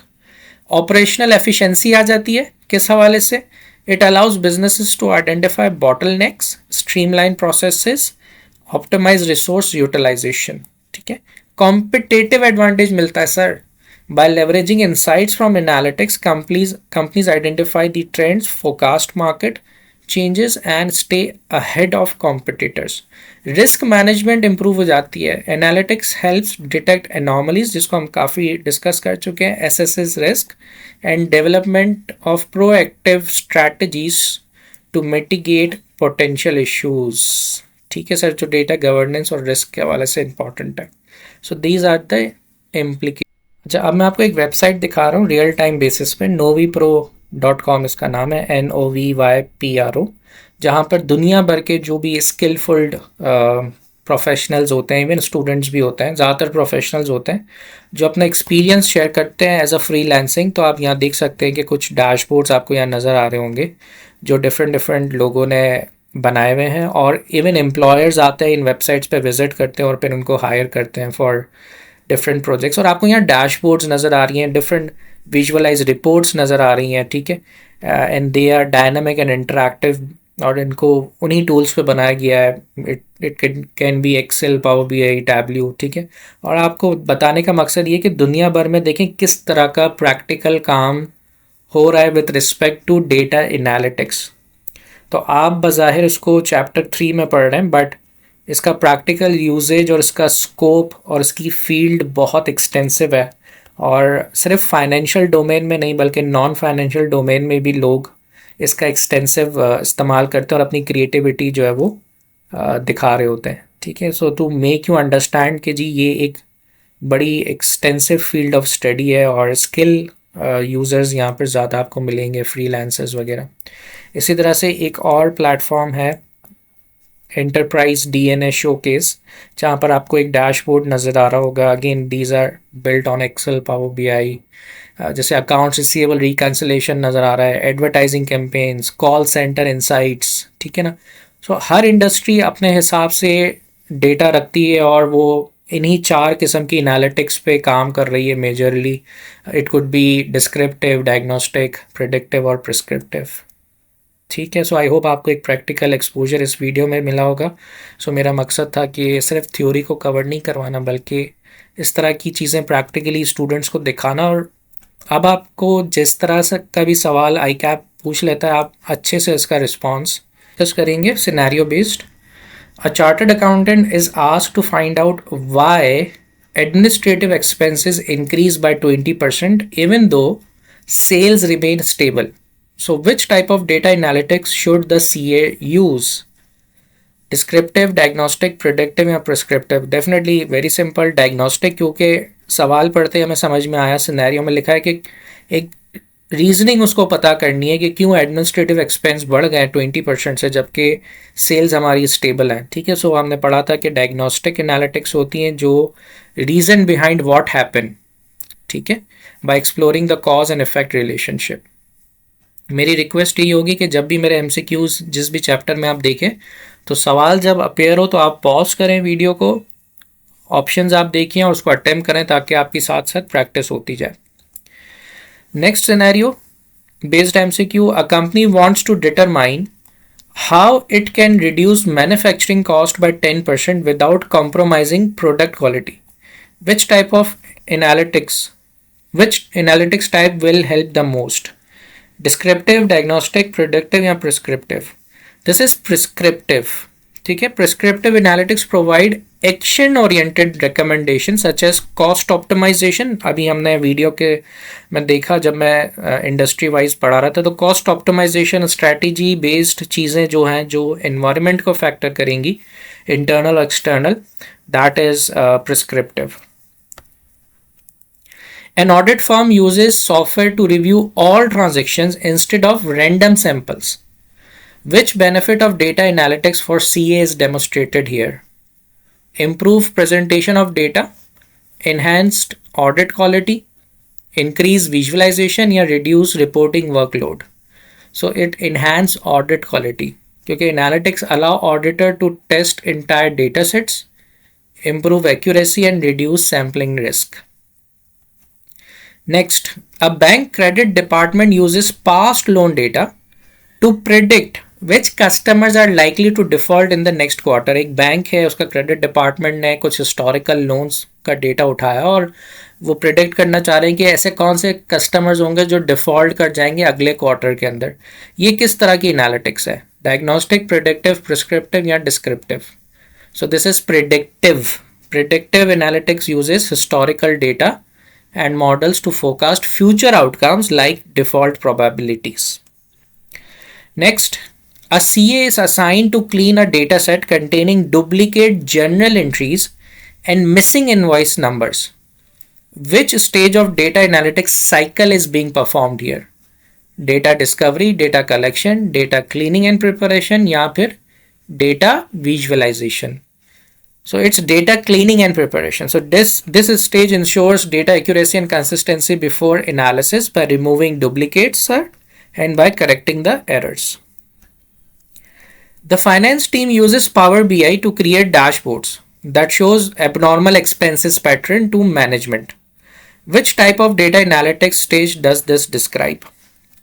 Data discovery, data visualization and communication, data modeling, decision making and action.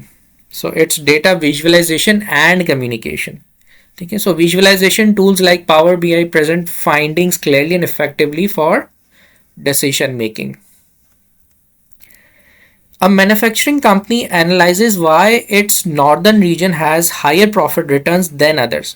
What kind of analysis is this? Predictive, descriptive, diagnostic या prescriptive? So this is again diagnostic के क्यों northern region higher product returns there as compared to the others.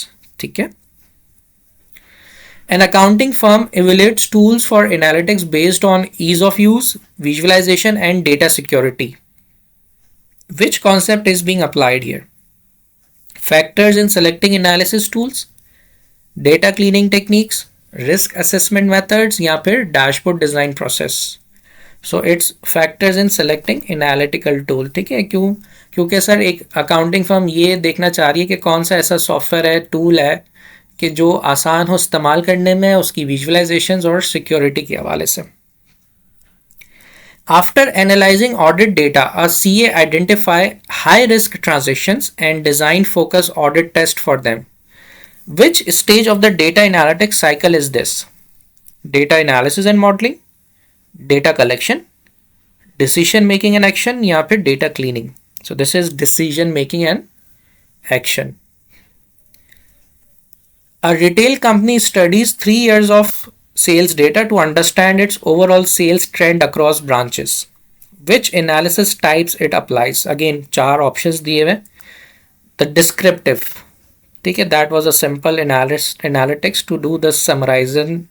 Alright students, तो अब मैं थोड़ा सा go through करवा देता हूँ आपकी study text को भी, ताकि ये भी एक point of reference बन जाए. और जैसा कि हमने डिटेल में अल्हम्दुलिल्लाह और प्रैक्टिकली भी कॉन्सेप्ट्स को देख भी लिया और समझा है कि डेटा एनालिटिक्स क्या सिग्निफिकेंट इम्पॉर्टेंस रोल प्ले करता है फॉर सीएस. आपके इस स्टडी टेक्स्ट के चैप्टर नंबर 3 के अंदर 4 सब टॉपिक्स हैं जैसा कि हमने डिस्कस किया. Data analytics cycle, data analytics stages, applications और उसकी इम्प्लीकेशंस. ठीक है, सो जैसा कि मैं अपनी हर वीडियो में कहता हूं कि आपको स्टडी टेक्स्ट को तकरीबन 2 से 3 मरतबा स्टार्टिंग में एज अ नॉर्मल रीडिंग करनी है हर चैप्टर की, और फिर उसके अंदर से कुछ कीवर्ड्स उस चैप्टर के पिक करने, अराउंड 20, 25 और 30 कीवर्ड्स जो आप फर्स्ट टाइम देख रहे हैं. ठीक है, और डेफिनेटली मैंने एक और वीडियो भी पब्लिश की अपने चैनल पे कि how to attempt and pass CAF 3 exam, जिसमें डिटेल में बताया है कि वो कौन सी मिस्टेक्स हैं जो आपको नहीं करनी. ठीक है, तो चैप्टर हम पढ़ेंगे, चैप्टर के अंदर जो एग्जांपल्स हैं उसको हम प्रॉपर्ली पढ़ेंगे. आप अपनी मर्ज़ी की एग्जांपल्स मत बनाइएगा एग्ज़ाम के अंदर. कोशिश करें जो बुक में एग्जांपल है वो लिखें. अगर मेरी वीडियोस के थ्रू कोई एग्जांपल्स अगर आपको कोट करनी है वो आप कोट कर सकते हैं. ठीक है, और ये एक ऐसा थ्योरेटिकल पेपर है जहाँ पर एग्जांपल्स आपको सपोर्ट करेंगी, और नॉट जस्ट एग्जांपल बल्कि उस एग्जांपल को आप कैसे सिनेरियो बेस्ड लिंक करते हैं विद प्रॉपर वोकैबलरी, तो वो आपके चांसेस बढ़ाएगा इस पेपर को क्लियर करने के हवाले से. ठीक है, डेटा एक्सप्लोरेशन के बारे में एक पैराग्राफ बताया है. डेटा मॉडलिंग है, इसको आपको डेफिनेटली पढ़ना है. मैं वर्ड टू वर्ड रीड नहीं करता, ऑलरेडी मैं काफ़ी चीज़ें एक्सप्लेन कर चुका हूँ, बट आई ऑल्सो सजेस्ट कि आप स्टडी टेक्स्ट को एक मरतबा गो थ्रू करें. ठीक है, डेटा एनालिटिक्स के स्टेजेस बताए गए हैं। हमने इन 4 एनालिटिक्स को बहुत डिटेल में डिस्कस किया है। डिस्क्रिप्टिव, डायग्नोस्टिक, प्रिडिक्टिव और प्रिस्क्रिप्टिव। ये बात याद रहे कि एग्ज़ाम में कोई चीज़ किसी सॉफ्टवेयर पे प्रैक्टिकली अटेम्प्ट नहीं करनी है, तो मैंने बहुत ज़्यादा प्रैक्टिकल डेमोस्ट्रेशन नहीं दिए, बट एक क्विक एनालिसिस का साइकिल ज़रूर उसमें रन किया है वीडियो के अंदर, ताकि यू हैव एन आइडिया कैसे चीज़ की जाती है। एट दिस स्टेज आपको ये क्लैरिटी हो कि हम इंडस्ट्री वाइज डिस्क्रिप्टिव एनालिटिक्स कैसे यूज़ कर सकते हैं, डायग्नोस्टिक कब यूज़ करते हैं, और इस स्टडी टेक्स्ट में भी एक एक एग्जांपल दी हुई है जिसको आप बेस बना सकते हैं। ठीक है, इस तरह से प्रिडिक्टिव एनालिटिक्स है, जैसे इसमें रिग्रेशन एनालिसिस होती हैं, टाइम सीरीज एनालिसिस है, क्लासिफिकेशन एंड क्लस्टरिंग है। आपका एक नेक्स्ट चैप्टर आएगा इसी स्टडी टेक्स्ट में, नेक्स्ट टू नेक्स्ट होगा, एक आर्टिफिशियल इंटेलिजेंस है, एक बिग डेटा है। ठीक है ना, उसमें भी मैं आपको शो करूंगा कि क्लस्टरिंग किसको कहते हैं, उसके क्या प्रॉन्स एंड कॉन्स हैं, टाइम सीरीज किसे कहते हैं, रिग्रेशन कैसे परफॉर्म की जाती है, उसका इम्पैक्ट क्या होता है। ठीक है, उन चैप्टर्स में वाज़ेह तौर पे आपको वहाँ नज़र आएगा। इसी तरह से प्रिस्क्रिप्टिव एनालिटिक्स मेनली मेजर करती है आर्टिफिशियल इंटेलिजेंस पे, एल्गोरिथम्स के ऊपर, फिर उसमें मशीन लर्निंग, डीप लर्निंग, बहुत सारे कॉन्सेप्ट्स होते हैं। अब आपको कोई चीज़ प्रैक्टिकली परफॉर्म नहीं करनी, but you should have minimum idea theoretically के एल्गोरिथम कैसा कहते हैं। ठीक है ना, सिमुलेशन क्या चीज़ होती है, बेसिकली स्ट्रैटेजी के लिए यूज़ करते हैं, डिफरेंट सिचुएशंस, अजम्पशंस इसमें ऐड ऑन होती हैं, डिसीजन ट्रीज किसे कहते हैं। ये सारी चीज़ें, कॉन्सेप्ट्स आपके फर्दर क्लियर होंगे आर्टिफिशियल इंटेलिजेंस के चैप्टर के अंदर। ठीक है, आप इसे पढ़ें। एक मैन्युफैक्चरिंग की एग्जांपल यहाँ पर दी गई है, इसको ज़रूर रीड करिएगा। इसके बाद एक छोटा सा डायग्राम है जो बता रहा है कि डिस्क्रिप्टिव टू प्रिस्क्रिप्टिव, ये भी मैंने आपको अपनी प्रेजेंटेशन में दिखाया है। आप चाहें तो ये आई कैप की डायग्राम भी रेफ़र कर सकते हैं, आप चाहें तो मेरी प्रेजेंटेशन भी रेफ़र कर सकते हैं। इसके अलावा रिटेल, हेल्थ केयर, फाइनेंस भी मैंने चार एनालिटिक्स में क्या क्या इम्पैक्ट आएगा वो ऑलरेडी बता दिया, आपको यहाँ से भी ज़रूर रीड करना है। और लास्टली इम्प्लीकेशंस क्या होंगी, वही 4 पॉइंट्स यहाँ पर लिखे हुए। ठीक है, अभी तक केस स्टडी, यहाँ पर एयरलाइन इंडस्ट्री की केस स्टडी है, इसको ज़रूर ऐड ऑन कर लीजिएगा। ठीक है, और दैट्स हाउ योर चैप्टर 3, क्योंकि छोटा चैप्टर है, स्मॉल चैप्टर है, बट फोकस करता है डिफरेंट टाइप ऑफ एनालिटिक्स को और उसके प्रोसीजर्स को। सो मेक श्योर कि आप 3 से 4 मरतबा कम से कम इसको रीड ज़रूर करें अच्छे से। ठीक है, thank you so much and I hope you will clear your paper as well.